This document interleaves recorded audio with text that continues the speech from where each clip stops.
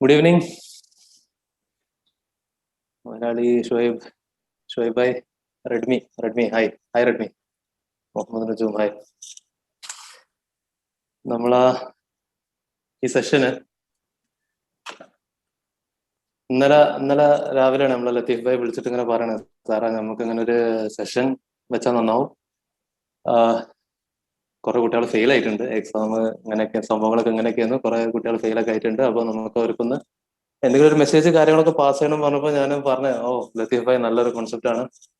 കാരണം ഞാനൊന്നും ഇന്നലെയൊക്കെ ആയിട്ട് ഇങ്ങനെ കണ്ടുകൊണ്ടിരിക്കുന്ന സംഭവം അതാണ്. നമ്മള് റിസൾട്ട് വന്ന് മെസ്സേജസ്, അപ്പൊ ഫെയിൽ ആയ സ്റ്റുഡൻസിന്റെ മെസ്സേജസും കോൾസും കാര്യങ്ങളൊക്കെ അറ്റൻഡ് ചെയ്യുമ്പോൾ ഞാനും വിചാരിച്ചു, ഓക്കെ ഹെൽപ്ഫുൾ ആവും, നല്ലൊരു സെഷൻ നമുക്ക് ഒന്ന് പ്ലാൻ ചെയ്ത് വെക്കാം എന്നുള്ള രീതിയിൽ. പിന്നെ നമ്മളെ ലത്തീഫ് ഭായി പോസ്റ്റർ അടിച്ചു പറഞ്ഞു, motivational session for May 2021 exam എന്ന് പറഞ്ഞപ്പോൾ ഞാൻ ആ ഹെഡിങ് കണ്ടപ്പോൾ തന്നെ, മോട്ടിവേഷൻ കണ്ടപ്പോൾ തന്നെ പടച്ചോനെ. കാരണം ഈ സാധനം മോട്ടിവേഷൻ വീഡിയോ എന്നുള്ള അങ്ങനെ ചെയ്തുകൊണ്ടിരുന്നപ്പോ എന്റെ ചാനലിൽ തന്നെ 2-3 സാധനങ്ങൾ അങ്ങനെ ഇട്ടുവച്ചിട്ടുണ്ട്. നമ്മൾ ഓരോ പ്രാവശ്യം അങ്ങനെ ചെയ്ത് ഇന്നലെ മിഞ്ഞാന്നും വേറൊരു ഇൻസ്റ്റയിൽ ഒരു ലൈവിന്റെ സെഷനൊക്കെ ചെയ്തിട്ടുള്ളൂ. അപ്പൊ ഞാനും ആലോചിച്ചത് ഇപ്പൊ കുട്ടികൾക്ക് ഇങ്ങനെ ഇപ്പൊ ഓൾറെഡി യൂട്യൂബിൽ അവിടെ ഇവിടെ ഒക്കെ ഉണ്ട്, എന്താണ് ഇപ്പൊ ഈ മോട്ടിവേഷൻ എന്നുള്ള സംഭവം എന്നൊക്കെ ഇങ്ങനെ പറഞ്ഞ് വീട് ലത്തീഫാനൊക്കെ പറഞ്ഞു. ലത്തീഫായി പറഞ്ഞു, ഓക്കെ നമുക്ക് എന്തായാലും സെഷൻ വെക്കാം, നമുക്ക് മെയ് 21 അറ്റംപ്റ്റിനുള്ള ഒരു മോട്ടിവേഷൻ സംഭവം കൊടുക്കണം എന്നൊക്കെ പറഞ്ഞു. അപ്പൊ എന്റെ മൈൻഡിൽ സ്ട്രൈക്കായി വന്ന ഒരു ഇൻസിഡന്റ്, ഒരു സ്റ്റോറി. ഇപ്പൊ ഞാൻ തന്നെ CA ഫൈനലില് പ്രിപ്പയർ ചെയ്യുന്ന സമയത്ത് നമ്മൾ പലപ്പോഴും ആകെ കിളി പോയിരിക്കുന്ന അവസ്ഥയായി കേട്ടോ. നമ്മൾ പഠിച്ചിട്ട് ഓടി എത്തുന്നില്ല, കുറെ പഠിക്കാനുണ്ട്. അപ്പോൾ എൻ്റെ ഒരു സീനിയർ ഉണ്ടായിരുന്നു, ഞാൻ ആർട്ടിക്കൽഷിപ്പ് ചെയ്ത ഫേമിലുള്ള സീനിയർ ബഷീർ. നമ്മൾ ബഷീർ ജി എന്നാണ് വിളിക്കല്. മൂപ്പര് ചാർട്ടേഡ് അക്കൗണ്ടന്റ് ആണ്. മൂപ്പര് ഇടയ്ക്ക് ഇങ്ങനെ വിളിക്കും, ബഷീർ ജി എവിടെ എത്തിയിട്ടില്ല, എങ്ങനെയൊക്കെയാണ് സംഭവങ്ങൾ എന്നൊക്കെ പറഞ്ഞു.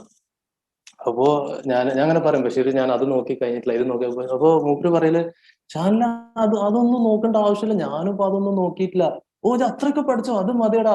അപ്പൊ നമ്മളെന്നെ അത് കേൾക്കുമ്പോൾ തന്നെ നമുക്കൊരു ഒരു ഇൻസ്പിറേഷൻ ആട്ടോ, ഒരു അടിപൊളി ഫീലിംഗ് ആണ് ഇത്. നമുക്ക് എന്തെങ്കിലുമൊക്കെ ചെയ്യാൻ പറ്റും ഒരു ഫീലിംഗ്. ആ ഒരു തോട്ട് അല്ലെങ്കിൽ മൂപ്പര് ആ ഒരു ടോക്ക് സംഭവങ്ങള് നമ്മൾ വീണ്ടും പഠിക്കാൻ വേണ്ടി ഇൻസ്പയർ ചെയ്ത് അവസാനം എക്സാം ഹാൾ വരെ എത്തിച്ച് എക്സാമും പാസ്സായി. ഇപ്പൊ ഞാനിങ്ങനെ ആലോചിക്കുമ്പോൾ പലപ്പോഴും ആലോചിക്കുമ്പോൾ തോന്നും, മൂപ്പര് അന്ന് പറഞ്ഞത് പലതും കള്ളം പറഞ്ഞതായിരുന്നു. അത്രയൊക്കെ പഠിച്ചാൽ മതി, അല്ലെങ്കിൽ മൂപ്പര് അത്രയും പഠിച്ചുള്ളൂ. But whatever may be the case, ആ ഒരു കുറച്ച് പോസിറ്റീവ് ടോക്ക്, കുറച്ച് ഇൻസിഡൻസ് നമ്മളെ ഒന്ന് ഇൻസ്പയർ ചെയ്തു. ഈ ഒരു ഫാക്ടറാണ് ഇപ്പൊ എനിക്കും തോന്നി, ഓക്കെ മേ ബി ഒരു പക്ഷെ റെലവെന്റ് ആവാം. കാരണം ഈ ഒരു മോട്ടിവേഷൻ സെഷൻ ഇപ്പൊ നിങ്ങൾ എല്ലാവരും ഇപ്പൊ നമ്മളിപ്പോ എത്ര ആളുണ്ട്, ഇപ്പൊ ഓൾമോസ്റ്റ് 102 പാർട്ടിസിപ്പൻസ് ഉണ്ട്. നിങ്ങളിപ്പോ ഇവിടെ വന്ന് ഇരിക്കുക, നമ്മളെ എക്സാം അപ്രോച്ച് ചെയ്യാനായി. ഇപ്പോൾ ഞാനും ഒരു ലോ ഫാക്കൽറ്റിയാണ്, പക്ഷെ നിങ്ങൾ ഇവിടെ ഇരിക്കുന്നത് എൻ്റെ അടുത്ത് ലോന്റെ ക്ലാസ് കേൾക്കാനോ അല്ലെങ്കിൽ നിങ്ങൾക്കുള്ള ബാക്കിയുള്ള 8 സബ്ജക്റ്റോ കാര്യങ്ങളോ ഒന്നും പഠിക്കാനല്ല. ഇൻഫാക്ട് സ്റ്റഡീസ് ബന്ധപ്പെട്ട ഒരു സാധനമല്ല നമ്മളിവിടെ ഡിസ്കസ് ചെയ്യുന്നത്. ബട്ട് എന്നാലും may be something of the other, ഒരു പക്ഷെ ഞാൻ നിങ്ങളോട് പറയാൻ പോകുന്ന സംഭവങ്ങൾ, ചില ഷെയർ ചെയ്യാൻ ഉദ്ദേശിക്കുന്ന സ്റ്റോറീസ് ഒക്കെ ചിലപ്പോൾ നിങ്ങൾക്ക് തന്നെ തോന്നും, നിങ്ങൾ ആകെ ബ്ലാങ്ക് നിൽക്കുന്ന സമയത്ത് ഒരു താടിക്കാരൻ വന്നിരുന്ന് മൂപ്പര് എന്തൊക്കെയോ പറഞ്ഞ് ആ പറഞ്ഞതൊക്കെ എവിടേക്കോ ഒന്ന് ഇൻസ്പയർഡ് ആയി എന്ന് തോന്നിക്കഴിഞ്ഞാൽ mostly I would consider that ഞാൻ എൻ്റെ പേർപ്പസ് മീറ്റായി, സക്സസ്ഫുൾ ആയി എന്നുള്ളതാണ് ഉദ്ദേശിക്കുക. Anyways, good evening. നമ്മൾ ഇവിടെ അഡ്രസ് ചെയ്യാൻ ഉദ്ദേശിക്കുന്ന കുറച്ച് കൺസേൺസ് നമ്മൾ ഓൾറെഡി ഇവിടെ ചാറ്റിലൊക്കെ വന്നിട്ടുണ്ട്. ലോ പഠിക്കാനുള്ള കുറച്ച് ടിപ്സ്, ഓഡിറ്റിംഗ് പഠിക്കാനുള്ള ടിപ്സ്, കാര്യങ്ങൾ നമ്മൾ എങ്ങനെ സ്റ്റഡീസിന് അപ്രോച്ച് ചെയ്യണം, ഉള്ള ഡേയ്സ് നമ്മൾ എങ്ങനെ പ്ലാൻ ചെയ്യണം. ഇൻഫാക്ട് മോട്ടിവേഷൻ എന്നുള്ള ഈ ഒരു സംഭവം തന്നെ ഉദ്ദേശിക്കുന്നത് അതാണ്. അതായത് നമ്മൾ നിങ്ങൾക്ക് എക്സ്ട്രാ സബ്ജക്റ്റ് ഒന്നും കണ്ടന്റ് ഒന്നും തരുന്നില്ല, നിങ്ങളുടെ ഉള്ളിലുള്ള കണ്ടന്റ് തന്നെ നിങ്ങളെ കൊണ്ട് അത് കഴിയും എന്നുള്ള ഒരു ഇൻസ്പിറേഷൻ തരിക. ഓർ ഇനിയിപ്പോൾ നിങ്ങൾക്ക് സഫീഷ്യന്റ് ആയിട്ടുള്ള അങ്ങോട്ട് പഠിച്ച അങ്ങോട്ടാണ് എത്തിയിട്ടില്ല, അപ്പൊ ഇനിയുള്ള ഡേയ്സ് നിങ്ങൾ എന്തൊക്കെ ചെയ്യണം, എങ്ങനെ ചെയ്യണം എന്നുള്ള ജനറൽ ആയിട്ടുള്ള കുറച്ച് ടിപ്സ് കാര്യങ്ങൾ തരാനാണ് ഞാനിവിടെ ഉദ്ദേശിക്കുന്നത്. ഇവിടെ ഇരിക്കുന്ന എൻ്റെ ഓഡിയൻസ് ബേസ്, എൻ്റെ സ്റ്റുഡൻസ് 2 കാറ്റഗറി ആൾക്കാരുണ്ടാവും. കഴിഞ്ഞ എക്സാമിൽ, നവംബർ എക്സാമിൽ എഴുതിയിട്ട് ക്ലിയർ ചെയ്യാൻ പറ്റാത്ത ആൾക്കാർ ഇപ്പൊ ഈ മെയിൽ എഴുതാൻ പോകുന്ന ആൾക്കാരുണ്ടാവും. ഓർ ഒരു പക്ഷേ മെയിൽ ഇപ്പൊ ആദ്യമായിട്ട് എക്സാം എഴുതാൻ പോകുന്ന ആൾക്കാരുണ്ടാവും. നവംബറിൽ ഓപ്റ്റ് ഔട്ട് ചെയ്തിട്ട് മെയ്ക്ക് എഴുതാൻ പോകുന്ന ആൾക്കാരുണ്ടാവും. 2 പേർക്കും കോമൺലി ആവശ്യമുള്ള സംഭവം സ്റ്റഡീസിന്റെ ടിപ്സ് എങ്ങനെ പ്രിപ്പയർ ചെയ്യണം എന്നുള്ള കാര്യങ്ങളാണ്. അപ്പൊ ആ ടിപ്സ്, ആ കാര്യങ്ങളിലേക്ക് ഞാൻ പോകുന്നതിന് മുമ്പ് I would like to address the first category audience. നമ്മൾ ക്ലിയർ ചെയ്യാൻ പറ്റാത്ത ആൾക്കാരോടാണ് എനിക്ക് കുറച്ച് പോയിന്റ്സ് പറയാനുള്ളത്.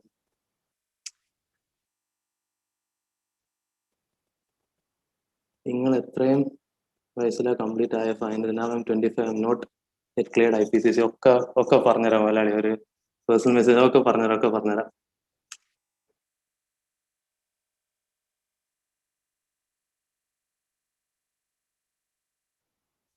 ഓക്കെ, മെസ്സേജസ് വരുന്നുണ്ട്. ഞാൻ എന്തായാലും ഈ ഒരു സെഷന്റെ ലാസ്റ്റ് നിങ്ങൾക്ക് ഇൻഡിവിജ്വലി നിങ്ങൾക്ക് എന്തൊക്കെ പോയിന്റ്സ് കാര്യങ്ങളാണ്, ക്വസ്റ്റ്യൻസ് കാര്യങ്ങൾ അഡ്രസ് ചെയ്യാൻ നമുക്ക് നോക്കാം.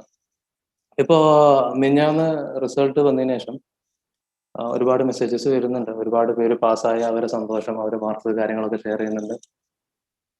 ഫെയിലായ ആൾക്കാരും അറിയിക്കുന്നുണ്ട്. I'm happy about that. നമ്മൾ അറിയിക്കുന്നുണ്ട് എന്നുള്ളത്, അങ്ങനെ സാറേ അങ്ങനെ ഫെയിലായി, പിന്നെ എന്താ ചെയ്യേണ്ട കാര്യങ്ങളൊക്കെ പറഞ്ഞിട്ട് അങ്ങനെ അറിയിക്കുന്നുണ്ട്.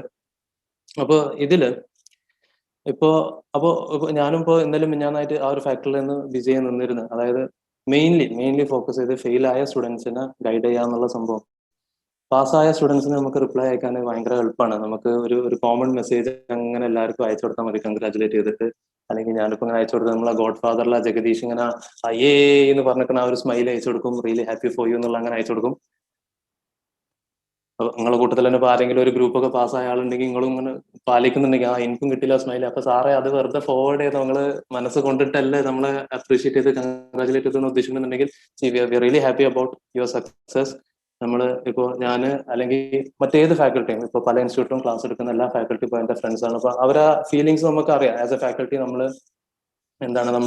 ഒരു മാസത്തിൽ 20-25 ദിവസം വീട്ടിൽ നിന്ന് ഫാമിലി നിന്നൊക്കെ വിട്ടുന്നാണ്ട് ഓരോ സ്ഥലത്ത് അങ്ങനെ ട്രാവൽ ചെയ്ത് ക്ലാസ് എടുത്ത് നടക്കുമ്പോൾ നമ്മൾ നാട്ടിലുണ്ടെങ്കിൽ പോലും ഒരു പ്രവാസിനെ പോലെയാണ്. നമ്മൾ ഫാമിലിന്റെ ടൈം നമ്മൾ സ്പെൻഡ് ചെയ്യണം, നമുക്ക് കുറച്ച് കുറവ് ടൈമേ കിട്ടുന്നുള്ളൂ. അപ്പോൾ നമ്മൾ ഇത്രയും എഫേർട്ട് ഇട്ട് നമുക്ക് തന്നെ പല പല സമയത്ത് തോന്നും ഇനിയിപ്പോൾ ഏകദേശം ഇതൊന്ന് നിർത്തിക്കൂടെ, നമുക്ക് നാട്ടിലൊന്ന് പ്രാക്ടീസ് ഓഫീസൊക്കെ ഒന്ന് ഫോക്കസ് ചെയ്താൽ വൈകുന്നേരം വീട്ടിൽ എത്താം, ഫാമിലിന്റെ കൂടെ ഒക്കെ ടൈം സ്പെൻഡ് ചെയ്യാൻ ആലോചിക്കുമ്പോഴും റിസൾട്ടിന്റെ ദിവസം നമ്മളെ സ്റ്റുഡൻസ് പാസ്സായ സന്തോഷം മെസ്സേജസ് ഒക്കെ ഷെയർ ചെയ്യുമ്പോഴാണ് നമുക്ക് എക്സൈറ്റ്മെന്റ് വരുന്നത്, നമ്മൾ ഹാപ്പി ആവുന്നത്, നമ്മൾ ആ ചെയ്ത എഫേർട്ടിന് ഒരു ഫ്രൂട്ട് കിട്ടുന്നത് നമ്മൾ ഹാപ്പി ആവണം എന്നാണ്. ആൻഡ് അന്നാണ് ഇൻഫാക്ട് എല്ലാ ഫാക്കൽറ്റി എല്ലാവരും മോട്ടിവേറ്റഡ് ആണോ അപ്പോഴാണ് നമുക്കത് നിർത്താനുള്ള ടൈം ആയിട്ടില്ല, നല്ല രസമുള്ള ഒരു സംഭവമാണ്, ഇതിന് മുന്നോട്ട് കൊണ്ടുപോകണം നമുക്ക് തോന്നുന്നതാണ്. സോ പാസ്സായ സ്റ്റുഡൻസ് എല്ലാവരും I am really happy about that.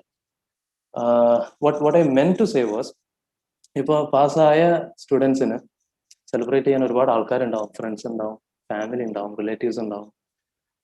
ഫെയിലായ സ്റ്റുഡൻസിന്റെ point of വ്യൂന്ന് പലപ്പോഴും ഒരു ഒറ്റപ്പെട്ട പോലെ ഒരു ഫീലിംഗ് ഉണ്ടാവും. അൺലെസ് നിങ്ങളെ കമ്പനിയിൽ എല്ലാവരും പൊട്ടി, നിങ്ങളെ ടീമിലുള്ള എല്ലാവരും പൊട്ടി, അങ്ങനെയാണെങ്കിൽ അത് വേറെ സെലിബ്രേഷൻ ആണ്. ഞാനും പൊട്ടി, ഓലും പൊട്ടി, എല്ലാവരും പൊട്ടി, ഹാ ഹാ അടിപൊളി അടിപൊളി. അങ്ങനെ കുറെ പേര് മെസ്സേജ് അയച്ചിട്ടോ. അതുകൊണ്ട് ഞാൻ പറയണത്, ഇപ്പോൾ ഞാൻ ഇന്റർന് പഠിക്കുന്ന സമയത്ത് തന്നെ ഞങ്ങളൊരു 10 പേരൊരു ഗ്രൂപ്പ് ഉണ്ടായിരുന്നു. അതിൽ നിന്ന് ആ 10 പേരെ ടീമിൽ ഞങ്ങൾ 3 പേര് മാത്രമേ അന്ന് പാസ്സായിട്ടുള്ളായിരുന്നു ഫസ്റ്റ് അറ്റംപ്റ്റിൽ CA ഇന്ററിൽ. ഞങ്ങളെ ക്ലാസ്സിൽ തന്നെ ഞങ്ങൾ 3 പേരെ പാസ്സായിട്ടുള്ളായിരുന്നു CA ഇന്ററിൽ. ബാക്കി ഞങ്ങളെ ടീമിൽ 7 ആളും പൊട്ടി, ക്ലാസ്സിൽ ഓൾമോസ്റ്റ് എല്ലാവരും ഒരു 4-5 ഒറ്റ ഗ്രൂപ്പ് പാസ്സായി ഒഴികെ ബാക്കി എല്ലാവരും പൊട്ടി. അപ്പോൾ എൻ്റെ നല്ല ക്ലോസ് ആയിട്ടുള്ള ഒരു ഫ്രണ്ട്, മൂപ്പര് ഇന്ന് എൻ്റെ ഫേമിലെ പാർട്ട്ണറുമാണ്, എൻ്റെ റൈഡിലും എൻ്റെ കോ പാർട്ട്ണറാണ്. നല്ല ക്ലോസ് ആയിട്ടുള്ള ഫ്രണ്ട്, മൂപ്പര് വീട്ടിൽ ഞാൻ ഇടയ്ക്കിടയ്ക്കൊക്കെ പോകും. അപ്പോൾ ഇപ്രാവശ്യം പാസ്സായി കഴിഞ്ഞിട്ട് പോയപ്പോൾ വീട്ടിൽ എളാപ്പ ഉണ്ടായിരുന്നു കേട്ടോ. അപ്പൊ എളാപ്പനോട് ഇങ്ങനെ പറയണം, അങ്ങനെ ഷാനില് എളാപ്പൊക്കെ അറിയാം, ഞങ്ങൾ മുമ്പ് കണ്ടിട്ടുണ്ട്. മൂപ്പര് പറഞ്ഞു ഞാൻ പാസ്സായി എന്നൊക്കെ പറഞ്ഞപ്പോ അങ്ങനെ മൂപ്പര് ഇങ്ങനെ എന്റെ ഫ്രണ്ടിനോട് പറയണം, ഇപ്പൊ എന്തായടാ ഇജ്ജ് പൊട്ടിയിട്ട് ഇപ്പൊ ഇജ്ജ് ഒറ്റക്കായില്ലേ, ഓനൊക്കെ പാസ്സായി പോയി, ഇജ്ജ് ഒറ്റക്കായില്ലേ പറഞ്ഞപ്പോ ഞാനിങ്ങനെ ആലോചിക്കാ, ഇതൊക്കെ ഇപ്പൊ പറയേണ്ട ടോപ്പിക്കാണ് ഈ സമയത്താണെന്നൊക്കെ പറയാം. അപ്പൊ എന്റെ ഫ്രണ്ട് ചിരിച്ചിട്ട് പറയണേ, ഞാനവിടെ ഒറ്റക്കാവണേളാ, അപ്പൊ ഓനാണ് ഒറ്റക്കായത്, ഓനൊറ്റക്ക് പാസ്സായി പോയിട്ട് ഓനെന്ത് ചെയ്യണം, ഞങ്ങളെല്ലാരും ക്ലാസ്സിൽ ഞങ്ങളെല്ലാരും അവിടെ തന്നെ ഉണ്ട് എന്ന് പറയാം. സോ അതേപോലത്തെ കുറെ മെസ്സേജസ് കുറെ പേര് സാറേ പൊട്ടിട്ടോ എന്നൊക്കെ ചിരിച്ചിട്ടൊക്കെ അയച്ചിട്ടുണ്ട്. I like the spirit. ഞാൻ ഇത്രയും ഫാക്ടേഴ്സ് പറയാനുള്ള കാരണം എന്താണ്, പൊട്ടല് ഒരു പ്രശ്നമുള്ള സംഭവമല്ല കേട്ടോ. ഇൻ ദ സെൻസ്, ഇപ്പൊ CA കോഴ്സിൽ ഇപ്പൊ നിങ്ങൾക്കും അറിയാം, ഓൺ ആൻ ആവറേജ് നമ്മൾ ഒരു 10% പാസ് പെർസെന്റേജ് ഒക്കെ കൂട്ടുകയാണെങ്കിൽ അപ്പൊ ഫെയിൽ പെർസെന്റേജ് 90 ആണ്. 90% ഫെയിലർ ആണ്. So you are not the only one. ഇവിടെ വിഷയം എന്താ വെച്ചാല്, നമ്മള് ഫെയിലായി കഴിഞ്ഞിട്ട് ആ ഫെയിലിയറിന് നമ്മൾ എന്തെങ്കിലും ഒരു ലെസൺസ് എടുത്തില്ലെങ്കിൽ, എന്നിട്ട് നമ്മൾ അടുത്ത അറ്റംപ്റ്റിലേക്ക് അതിൽ നമ്മൾ പ്രിപ്പറേഷൻസ് ഇമ്പ്രൂവ് ചെയ്യാൻ നോക്കിയില്ലെങ്കിൽ അവിടെയാണ് പ്രശ്നം. CA കോഴ്സില് ഫെയിലിയർ നല്ല ഹേർട്ട് ചെയ്യും. എസ്പെഷ്യലി ഫസ്റ്റ് അറ്റംപ്റ്റിൽ ഫെയിൽ ആവുന്ന ആൾക്കുള്ള ഒരു ആദ്യമായിട്ട് എഴുതുമ്പോൾ ഒരു പക്ഷേ ലൈഫിൽ തന്നെ ചിലപ്പോൾ ആദ്യമായിട്ട് ഫെയിൽ ആവണം. എനിക്ക് വന്ന കുറെ മെസ്സേജസിന്റെ ബേസിസിലാണ് ഇതൊക്കെ പറയുന്നത് കേട്ടോ. അതായത് ലൈഫിൽ തന്നെ ഒരു പക്ഷെ ആദ്യമായിട്ട് ഫെയിലിയർ ഫേസ് ചെയ്യുന്ന കേസ് ആയിരിക്കും. നമുക്ക് 10th-ലും +2-ലും ഒരുപാട് മാർക്ക് കിട്ടിയിട്ട് ഇവിടെ നമ്മൾ വന്നിട്ട് ആദ്യമായിട്ട് പൊട്ടുമ്പോൾ ഉള്ള ഒരു വിഷമം but what I would like to say about that is, see, ലൈഫിൽ ഫെയിലിയേഴ്സ് ഒരു പാർട്ടാണ്. It is not something like നമ്മൾ CA കംപ്ലീറ്റ് ചെയ്ത് കഴിഞ്ഞാൽ ലൈഫ് ഫുള്ള് സെറ്റിൽഡ് ആയി എല്ലാം അടിപൊളിയായി പിന്നെ എല്ലാം ഈസിയാണ്, അങ്ങനത്തെ സംഭവമല്ല. ലൈഫിൽ ഫെയിലിയേഴ്സ് ഒരു പാർട്ട് തന്നെയാണ്. നമ്മൾ എങ്ങനെയാണ് അതിലേക്ക് അപ്രോച്ച് ചെയ്യുന്നത്, അതിന് നമ്മൾ എടുത്ത ലെസൺസ് എന്താ, ദാറ്റ് ഇസ് വാട്ട് മാറ്റേഴ്സ്. ഇപ്പോ ഒരു ആസ് എ ഫാക്കൽറ്റി അല്ലെങ്കിൽ ഇപ്പോൾ എന്നെ ഏറ്റവും വിഷമിപ്പിച്ചിട്ടുള്ള സംഭവം എന്താ വെച്ചാൽ, നമ്മൾ സ്റ്റുഡൻസ് എഴുതിയിട്ട് പൊട്ടിയാലും പിന്നെയും കുഴപ്പമില്ല. നമ്മൾ അത്രയും എഫേർട്ട് ഇട്ട് കുട്ടികളെ പഠിപ്പിച്ചിട്ട് പിന്നെ നമുക്ക് ഏറ്റവും വിഷമം വരുന്ന ഒരു ഫാക്ടർ എന്താ വെച്ചാൽ, എക്സാം എഴുതാൻ പോലും പോവാതെ ആദ്യമേ പൊട്ടും എന്ന് ഉറപ്പിച്ചിട്ട് അറ്റംപ്റ്റ് പോലും കൊടുക്കാതെ ഇപ്പൊ CA ഇന്ററിന്റെ ഒക്കെ പ്രിപ്പറേഷൻ അത്രയും പീരീഡ് ഇരുന്ന് പഠിച്ച് എക്സാം അപ്രോച്ച് ആവാനാകുമ്പോഴേക്കും ഹോപ്പൊക്കെ പോയി എഴുതാതൊക്കെ.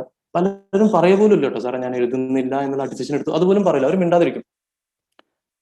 അല്ലെങ്കിൽ ചിലർ ചെയ്യുന്നത് വെച്ചാല് ഒരു ആദ്യത്തെ സബ്ജക്ട് ഒന്ന് പോയി എഴുതി വെക്കും. അത് ടഫ് ആണെങ്കിൽ പിന്നെ ബാക്കിയുള്ള സബ്ജക്ട്സിന് അപ്പിയർ ചെയ്യൂല. ഫെയിലിയറിനെ പേടിച്ചിട്ട് ഒരു ട്രൈ പോലും ചെയ്യാതിരിക്കുക, that is the biggest failure according to me. നമ്മൾ ആ ഒരു ഫാക്ടർ പേടിച്ചിട്ട് നമ്മൾ അങ്ങോട്ടൊന്ന് ട്രൈ പോലും ചെയ്യാതെ ഒരു ഓപ്പർച്യൂണിറ്റി നമ്മളവിടെ കളയാണ്. ഇപ്പൊ എന്റെ കേസിൽ തന്നെ CA ഫൈനലിലെ first subject FR accounts, CA ഫൈനലിലെ ഫസ്റ്റ് സബ്ജക്ട് നല്ല അടിപൊളി ടഫായിരുന്നു. അടിപൊളി ടഫ് എന്നല്ല, ഒരു രക്ഷയില്ലാത്ത ടഫ്. ഞാൻ പൊട്ടുന്ന ഉറപ്പിച്ചിരിക്കുന്ന സബ്ജക്റ്റാണ്. പക്ഷെ അത് അത്രയും ടഫായിരുന്നു. ഇനി ഹോപ്പില്ല എന്ന് വിചാരിച്ചിട്ട് ഞാൻ ബാക്കിയുള്ള സബ്ജക്ട്സ് എഴുതാതിരുന്നെങ്കിൽ ഇനി നിങ്ങളുടെ മുന്നിൽ ചാർട്ടേഡ് അക്കൗണ്ടന്റ് ആയിട്ട് ഇരിക്കില്ലായിരുന്നു. അപ്പോൾ നമ്മൾ ആരും അല്ല ജഡ്ജ് ചെയ്യാൻ. ഞാൻ പ്രിപ്പയർഡ് അല്ല, അല്ലെങ്കിൽ എന്റെ ഫസ്റ്റത്തെ സബ്ജക്ട് ടഫായിരുന്നു ഇനി ഹോപ്പില്ല എന്നുള്ള ജഡ്ജ് ചെയ്യാൻ മാത്രം നമ്മൾ ആരുമല്ല. CA കോഴ്സിൽ പ്രത്യേകിച്ച് നമുക്ക് ഒന്നും പറയാൻ പറ്റില്ല. നമ്മൾ ഏറ്റവും എക്സ്പെക്ട് ചെയ്ത ഒരു സബ്ജക്ട് ഒരു പക്ഷേ നമുക്ക് മാർക്ക് കുറഞ്ഞു എന്ന് വന്നേക്കാം. നമ്മൾ തീരെ ഹോപ്പില്ലാത്ത സബ്ജക്ട് നമുക്ക് ചിലപ്പോൾ എക്സംഷനും കിട്ടിയിട്ടുണ്ടാവും. അങ്ങനത്തെ ഒരു വിഷയമാണ്. അപ്പോൾ ഇതിന്റെ ഇടയിൽ the first thing I would like to congratulate നിങ്ങൾ എല്ലാവരും. it doesn't matter what was your result, pass ആയോ ഫെയിൽ ആയോ, it doesn't matter. I would like to congratulate.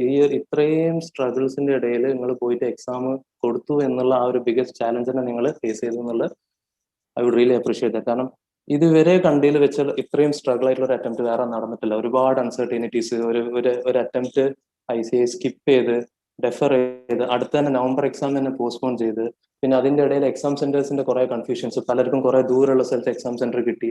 അപ്പൊ ഈ കൊറോണന്റെ ഇടയിലുള്ള ഹോസ്റ്റൽ ഫെസിലിറ്റിന്റെ ബുദ്ധിമുട്ട്, ട്രാവലിംഗിന്റെ ബുദ്ധിമുട്ട്, പിന്നെ എക്സാം ഹാളിൽ പോയി കഴിഞ്ഞിട്ട് അവിടെ മാസ്ക് ഇട്ടാണ് 3 മണിക്കൂർ എക്സാം എഴുതുക. ഇത്രയും സ്ട്രഗിൾ ഒക്കെ ചെയ്ത് നിങ്ങൾ even when you had A chance, നിങ്ങൾക്ക് ICA തന്നെ പറഞ്ഞിട്ടുണ്ട് നവംബർ അറ്റംപ്റ്റ് നിങ്ങൾക്ക് വേണമെങ്കിൽ സ്കിപ്പ് ചെയ്യാം, നിങ്ങളൊരു അറ്റംപ്റ്റ് ആയിട്ട് കൂട്ടൂല എന്നുള്ളൊരു ചാൻസ് കിട്ടിയിട്ട് വരെ നിങ്ങൾ ആ ഒരു അപ്രോച്ച് ചെയ്ത ചാലഞ്ചിന് I really appreciate that. That is the first thing.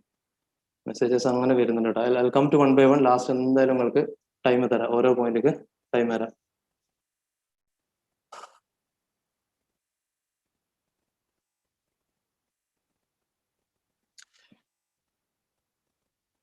Basith come back to Basith.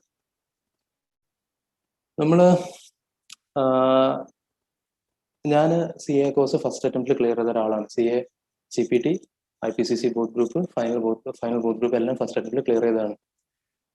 പക്ഷെ ഒരു ഭയങ്കരമായിട്ട് CA കോഴ്സിനെ പറ്റി പാഷനേറ്റ് ആയിട്ട് ജോയിൻ ചെയ്ത ഒരാളൊന്നും അല്ലായിരുന്നു. ജോയിൻ ചെയ്ത് കഴിഞ്ഞിട്ട് എനിക്ക് തോന്നി ഞാൻ എടുത്ത് ഒരു റോങ് ഡിസിഷൻ എടുത്ത് കുടുങ്ങിപ്പോയ ഒരു കോഴ്സായിട്ട് എനിക്ക് തോന്നിയിട്ടുണ്ട്. കാരണം വീട്ടിൽ ഒരുപാട് തല്ലും കച്ചറ ഉണ്ടാക്കിയിട്ട് എനിക്ക് CA തന്നെ പഠിക്കണം എന്ന് പറഞ്ഞിട്ട് ജോയിൻ ചെയ്യുന്നത്. ഒരുപാട് ആൾക്കാർ ചെയ്യേണ്ടെന്ന് പറഞ്ഞിട്ട് എനിക്ക് എന്തായാലും CA പഠിക്കണം എന്ന് പറഞ്ഞ് ജോയിൻ ചെയ്ത് കഴിഞ്ഞിട്ടാണ് ഞാൻ വിചാരിച്ച അങ്ങനത്തെ കോഴ്സല്ല, കുറെ പഠിക്കാനുണ്ട് എന്നുള്ള സിറ്റുവേഷൻസ് കാര്യങ്ങളൊക്കെ ആക്ച്വൽ സിനാരി മനസ്സിലാവണം കോഴ്സ് എന്താന്നുള്ളത്. അപ്പോൾ ഞാൻ അന്ന് എടുത്തൊരു അപ്രോച്ച് എന്താണെന്ന് വെച്ചാൽ, ഏകദേശം കുടുങ്ങിയെന്ന് മനസ്സിലായി. പക്ഷെ ഇനി CA അല്ലെങ്കിൽ എന്ത് എന്നുള്ള ചോദ്യത്തിന് എനിക്ക് വേറെ ആൻസർ ഒന്നും ഇല്ല. ഓക്കെ, അപ്പൊ ആരും നിർബന്ധിച്ചിട്ട് എടുത്തതല്ല. ഇനി ഇതല്ലെങ്കിൽ എന്ത് ചെയ്യണം എന്നുള്ള ചോദ്യത്തിന് എനിക്ക് ആൻസറും ഇല്ല. അപ്പൊ അന്ന് ലൈഫിൽ സെറ്റ് ചെയ്തൊരു സംഭവമായിരുന്നു, ഡിസൈഡ് ചെയ്തൊരു സംഭവമായിരുന്നു, എല്ലാ അറ്റംപ്റ്റും എല്ലാ സ്റ്റേജും ഒരു അറ്റംപ്റ്റ് ഒന്ന് ട്രൈ ചെയ്ത് നോക്കും, ഫുൾ എഫേർട്ട് ഇട്ടിട്ട് പഠിക്കും. കിട്ടിയാൽ ഗുഡ് ഇനഫ് അടുത്ത സ്റ്റേജിലേക്ക് പോവും, ഇല്ലെങ്കിൽ പാസ്സായില്ലെങ്കിലും അവിടെ ഇട്ടിട്ട് പോവാ, പോയി പണി വെക്കാൻ പറയാം. ജീവിച്ചു പോകണമെങ്കിൽ ചാർട്ടേഡ് അക്കൗണ്ടന്റ് തന്നെ ആവണം എന്നില്ല. കാരണം I had put my maximum effort. ഇനി അതിനേക്കാൾ കൂടുതൽ എഫേർട്ട് എനിക്ക് അതിൽ ഇടാനൊന്നുമില്ല.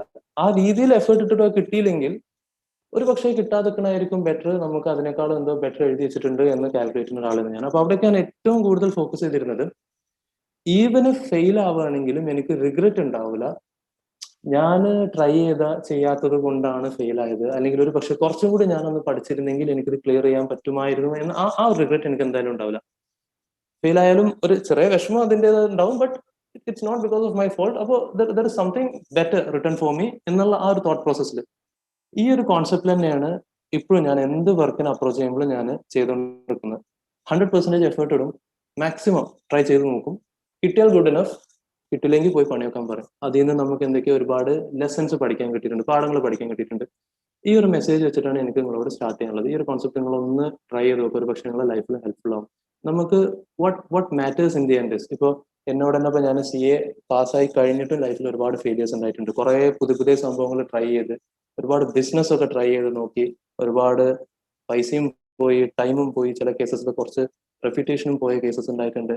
അപ്പോൾ ആൻഡ് പലരും നമ്മളെ വാൺ ചെയ്തിട്ടുണ്ട്, ഷാനില അത് ചെയ്യാൻ പറ്റണ്ട, അത് ഇങ്ങനെയൊക്കെയാണ്, അത് ചെയ്ത് കഴിഞ്ഞാൽ ഇങ്ങനെയൊക്കെ അതിൽ റിസ്ക് ഉണ്ട്, ഇങ്ങനെയൊക്കെ സംഭവിക്കുന്നു എന്നൊക്കെ പറഞ്ഞ്.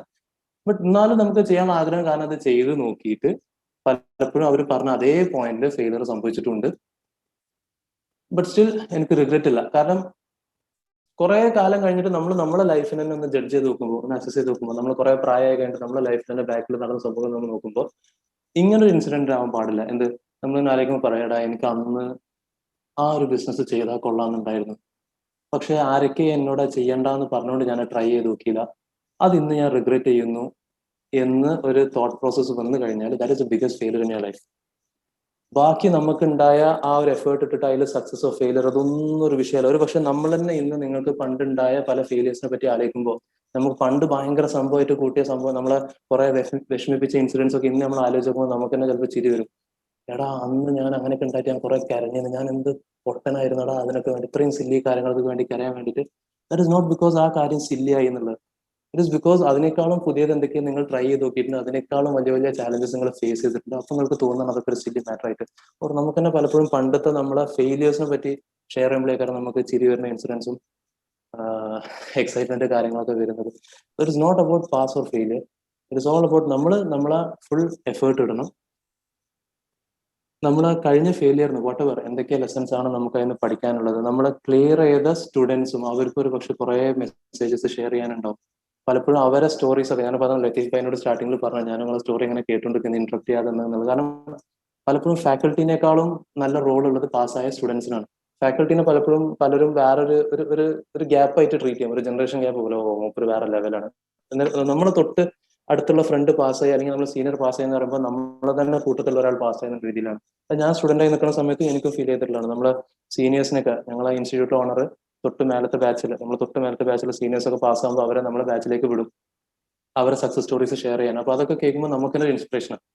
നമ്മൾ എത്രയോ സ്റ്റോറീസ് നമ്മൾ ഫാക്കൽറ്റി പറഞ്ഞാൽ കേട്ടിട്ടുണ്ടാവും, ബട്ട് അതിനേക്കാളൊക്കെ ഒരു ഇൻസ്പയറിംഗ് സ്റ്റോറിയാണ് നമ്മളെ ഒരു CA കോഴ്സ് ചെയ്തുകൊണ്ടിരിക്കുന്ന ഒരാള് നമുക്ക് സ്റ്റോറി പറഞ്ഞു തരുമ്പോൾ.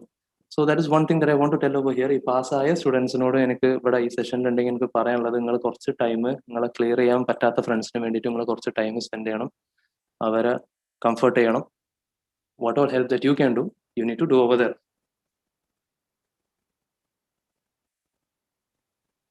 പിന്നെ ഇത്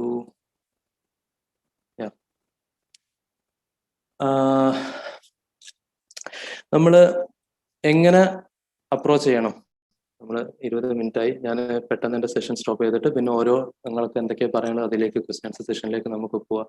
നമ്മൾ എങ്ങനെ ഇനിയുള്ള ഡേയ്സ് നമ്മൾ എന്തൊക്കെ കാര്യങ്ങൾ ചെയ്യണം, എങ്ങനെയൊക്കെയാണ് നമ്മളിത് അപ്രോച്ച് ചെയ്യണം എന്നുള്ളത്. നിങ്ങൾ ഇതുവരെ എന്തൊക്കെയാണോ നിങ്ങൾ ചെയ്തിട്ടുള്ളത്, അറ്റ്ലീസ്റ്റ് നമ്മളെ ഒരു ബേസിക് അസസ്മെന്റ്, ഞാനിപ്പോൾ എനിക്ക് മെസ്സേജ് അയച്ച എല്ലാവരോടും അവരുടെ മാർക്ക് ലിസ്റ്റ് അയച്ചിട്ടാണ് പറയല്. പിന്നെ അവരോട് ചോദിക്കുക എന്താണ്, എങ്ങനെയൊക്കെയാണ്, വാട്ട് ഡു യു ഫീൽ എന്നുള്ള കാര്യങ്ങളൊക്കെ. അതായത് ഇതുവരെ നമ്മൾ ചെയ്തതിൽ എന്തൊക്കെ നിങ്ങളെ സൈഡിൽ നിങ്ങൾക്ക് വീക്ക്നെസ് പറ്റിയിട്ടുണ്ട് നിങ്ങൾ അസസ് ചെയ്ത് നോക്കുക. ഇപ്പൊ പലരും പറയാ, ഇപ്പോ ടാക്സിൽ ഞാൻ ക്ലബിംഗ് എന്നുള്ള ടോപ്പിക്, സെറ്റ് ഓഫ് എന്നുള്ള ടോപ്പിക് ഞാൻ സ്കിപ്പ് ചെയ്തിരുന്നു സാറേ, ചെറിയ ടോപ്പിക്കാണ്, പക്ഷെ ക്വസ്റ്റ്യൻ ഫുള്ള് വന്നത് അവിടെ നിന്നാണ്. അപ്പൊ നമ്മളത് എക്സ്പെക്ട് ചെയ്തില്ല. That is first thing that I want to say. നമ്മൾ ഇതുവരെ നമ്മൾ ഏതെങ്കിലും ഒരു പെർട്ടിക്കുലർ ടോപ്പിക് നമ്മൾ സ്കിപ്പ് ചെയ്തിട്ടാണ് നമ്മൾ എക്സാം എഴുതിയിട്ടുള്ളതെങ്കിൽ, അത് അടുത്ത പ്രാവശ്യം നമ്മൾ ആ ടോപ്പിക് നമുക്ക് ഇഷ്ടമല്ല എന്ന് പറഞ്ഞിട്ട് നമ്മൾ സ്കിപ്പ് ചെയ്യാൻ പാടില്ല, അല്ലെങ്കിൽ നമുക്ക് ആ ടഫാണ് പറഞ്ഞിട്ട് നമ്മൾ സ്കിപ്പ് ചെയ്യാൻ പാടില്ല. നമ്മൾ എന്തെങ്കിലും സൊല്യൂഷൻ കണ്ടെത്തുക. ഇപ്രാവശ്യം നമുക്ക് സൊല്യൂഷൻസ് ഒരുപാടുണ്ട്. ഇപ്പോൾ കൊറോണ വന്നപ്പോൾ ഓൺലൈൻ ക്ലാസ്സസ്, യൂട്യൂബ് ക്ലാസ്സസ് തന്നെ ഒരുപാട്, ഓരോ ടോപ്പിക്കിലും ക്ലാസ്സും കാര്യങ്ങളും അവൈലബിൾ ആണ്. നമ്മളെ ഫ്രണ്ട്സിന്റെ സർക്കിൾ ഉണ്ട്, നമുക്ക് നമ്മുടെ ഫാക്കൽറ്റി ഉണ്ട് നമ്മൾ ഹെൽപ്പ് ചെയ്യാൻ. ഈ പ്രാവശ്യം ആ ടോപ്പിക്കിന്റെ അറ്റ്ലീസ്റ്റ് ഒരു ക്വസ്റ്റ്യൻ വന്നു കഴിഞ്ഞാൽ എന്തെങ്കിലും എഴുതി കൊടുക്കാൻ പറ്റും എന്നുള്ള രീതിയിലുള്ള ഒരു നോളജ് നിങ്ങൾ ഉണ്ടാക്കാൻ നോക്കുക. അതായത് ഫസ്റ്റ് തിങ്, നമ്മൾ സെലക്ടീവ് സ്റ്റഡി നിങ്ങൾ നോക്കാനേ പാടില്ല. അത് പണി കിട്ടും. ഐസിക്ക് നല്ലോണം അറിയാം നമ്മൾ ഏതൊക്കെ ടോപ്പിക്സ് ആണ് നമ്മൾ വീക്ക് ആയിട്ടുള്ളത്, ഏതൊക്കെ ടോപ്പിക്കാണ് നമ്മൾ സ്കിപ്പ് ചെയ്യാന്നുള്ള ഐസിക്ക് നല്ലോണം അറിയാം. അതെങ്ങനെ അറിയാം? ഇപ്പൊ ലോ ഫാക്കൽറ്റി എന്നുള്ള നിലയ്ക്ക് എനിക്ക് നല്ലോണം അറിയാം ലോ എന്നുള്ള സബ്ജക്റ്റിൽ അതർ ലോസിൽ ഏതൊക്കെ സബ്ജക്ട്സ് ആണ് കുട്ടികൾക്ക് ഇഷ്ടമില്ലാത്തത്, general clause act, interpretation of statute, negotiable ഇൻസ്ട്രുമെന്റിൽ ആ ടോപ്പിക്ക് കുട്ടികൾക്ക് കുറച്ച് ടഫ് ഉണ്ട് എന്ന് എനിക്കറിയാം. അല്ലെങ്കിൽ കമ്പനീസ് ആയിട്ടുള്ള പബ്ലിക് ഡെപ്പോസിറ്റ് എന്നുള്ള ടോപ്പിക്ക് പലപ്പോഴും കുട്ടികൾക്ക് ടഫ് ഉണ്ട്. അപ്പോൾ ഐ സിക്ക് ഇത് നല്ലോണം അറിയാം. അവരിത് കുറേ കാലമായിട്ട് ക്വസ്റ്റ്യൻ പേപ്പർ സെറ്റ് ചെയ്യുന്നതാണ്, ആൻസർ ഷീറ്റ്സ് ഇവാലുവേറ്റ് ചെയ്യുന്നതാണ്. ഇവാലുവേറ്റേഴ്സ് റിപ്പോർട്ട് പലപ്പോഴും ഐ സി ഐ സബ്മിറ്റ് ചെയ്യാറുണ്ട്. അപ്പൊ അതിൽ തന്നെ നമുക്ക് കാണാൻ പറ്റും ഇവാലുവേറ്റേഴ്സ് പറയുന്നത് ഈ ക്വസ്റ്റ്യനിൽ 80% സ്റ്റുഡൻസും കൺഫ്യൂസ്ഡ് ആയിരുന്നു, പ്രോപ്പർ ആൻസർ തന്നില്ല, ഈ ക്വസ്റ്റ്യനിൽ വേഗ് ആൻസർ കിട്ടിയിട്ടുള്ളത്. അപ്പോൾ ഇവരത് അസസ് ചെയ്യുന്നുണ്ട്, അവർക്ക് നല്ലോണം മൈൻഡ് സെറ്റ് എന്താണെന്നുള്ളത് അറിയാം. നമ്മൾ സ്കിപ്പ് ചെയ്യാൻ പാടില്ല. ഒരു എല്ലാത്തിന്റെ എന്തെങ്കിലും ഒരു നോളജ് നമ്മൾ നല്ല തുറവായിട്ടുള്ള നമ്മൾ പഠിച്ച ഏരിയാസിന് പുറമെ ബാക്കി നമ്മൾ സ്കിപ്പ് ചെയ്യുന്ന ഏരിയാസ് അറ്റ്ലീസ്റ്റ് ഒരു റൗണ്ട് റീഡിങ്ങെങ്കിലും കൊടുക്കുക, എന്തെങ്കിലും എഴുതി കൊടുക്കാൻ പറ്റുന്ന രീതിയിൽ. നമുക്ക് എന്തായാലും നെഗറ്റീവ് മാർക്കിംഗ് ഇല്ല. ഞാൻ അറിയാത്ത ക്വസ്റ്റ്യൻ വന്നു കഴിഞ്ഞാൽ നമ്മൾ അത് അറ്റൻഡ് ചെയ്യുന്ന രീതിയിൽ നമ്മൾ പഠിച്ചിടുക. സെലക്ടീവ് സ്റ്റഡീസ് അവോയ്ഡ് ചെയ്യാം.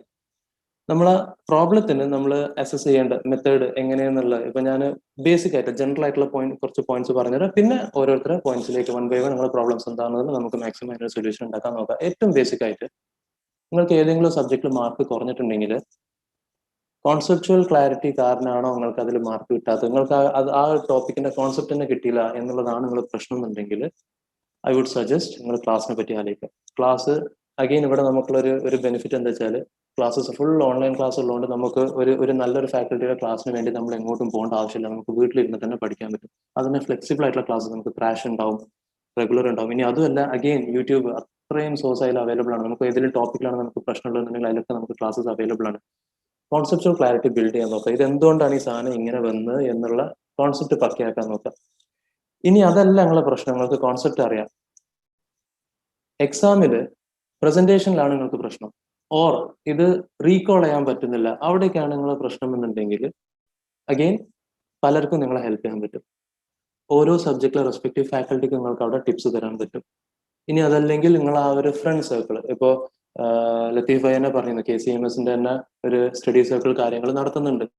അപ്പൊ നിങ്ങളെ ഫ്രണ്ട് ചിലപ്പോൾ ഒരു പക്ഷേ കോസ്റ്റിംഗിൽ സ്ട്രോങ് ആയിരിക്കും, നിങ്ങളൊരു പക്ഷേ ചിലപ്പോൾ ടാക്സിൽ സ്ട്രോങ് ആയിരിക്കും. അവർക്ക് നിങ്ങളെ ടാക്സിന് ഹെൽപ്പ് കിട്ടും, നിങ്ങൾക്ക് അവരുടെ അടുത്ത് കോസ്റ്റിംഗ് ഹെൽപ്പ് കിട്ടും. ഈ ടോപ്പിക് എന്താണെന്നുള്ളത്, ഏതാണ് ഏറ്റവും ഈസിയസ്റ്റ് മെത്തേഡ്, എങ്ങനെ പഠിക്കാൻ പറ്റും, എങ്ങനെ റീകോൾ ചെയ്യാൻ പറ്റും എന്നുള്ള സംഭവങ്ങൾ നമുക്ക് അവിടെ ഹെൽപ്പ് ചെയ്യാൻ പറ്റും. ഫസ്റ്റ് നമ്മൾ കോൺസെപ്റ്റിൽ നോക്കുക. സെക്കൻഡ് റീകോളിംഗ് ആണ് പ്രശ്നം, അല്ലെങ്കിൽ എക്സാമിൽ പ്രസന്റേഷൻ പോയിന്റ് ഓഫ് വ്യൂ എന്നാണ്. ഇനി എക്സാമിൽ presentation of point of view എന്ന് എന്തൊക്കെ ഫാക്ടേഴ്സ് ആണ് നിങ്ങളെ ഹെൽപ്പ് ചെയ്യാൻ പറ്റുക? അവിടെ നമ്മൾ പാസ്റ്റ് എക്സാം ക്വസ്റ്റ്യൻസ് ICA തന്നെ റിവിഷൻ ടെസ്റ്റ് പേപ്പേഴ്സ് ഇറക്കുന്നുണ്ട്. റിവിഷൻ ടെസ്റ്റ് പേപ്പേഴ്സ് നമ്മൾ യൂഷ്വലി പറയാം കഴിഞ്ഞ 3 അറ്റംപ്റ്റ് RTP ട്രൈ ചെയ്ത് നോക്കുക, model test papers, suggested answers. അതിന്റെ ഒരു ബെനിഫിറ്റ് എന്താ വെച്ചാൽ നമുക്ക് ഏതൊക്കെ ഏരിയാസ് ആണ് ICA എങ്ങനെ ക്വസ്റ്റ്യൻ ചോദിക്കണം എന്നുള്ളത് നമുക്ക് മനസ്സിലാവും. പ്ലസ് അതിനെങ്ങനെയാണ് നിങ്ങളിടുന്ന് ആൻസർ എക്സ്പെക്ട് ചെയ്യുന്നത് ICA എന്നുള്ളത് നിങ്ങൾക്ക് മനസ്സിലാവണം. ICA തന്നെ നിങ്ങളോട് പറയണം these are the questions that we had asked in the past and this is the answer that we are expecting from U.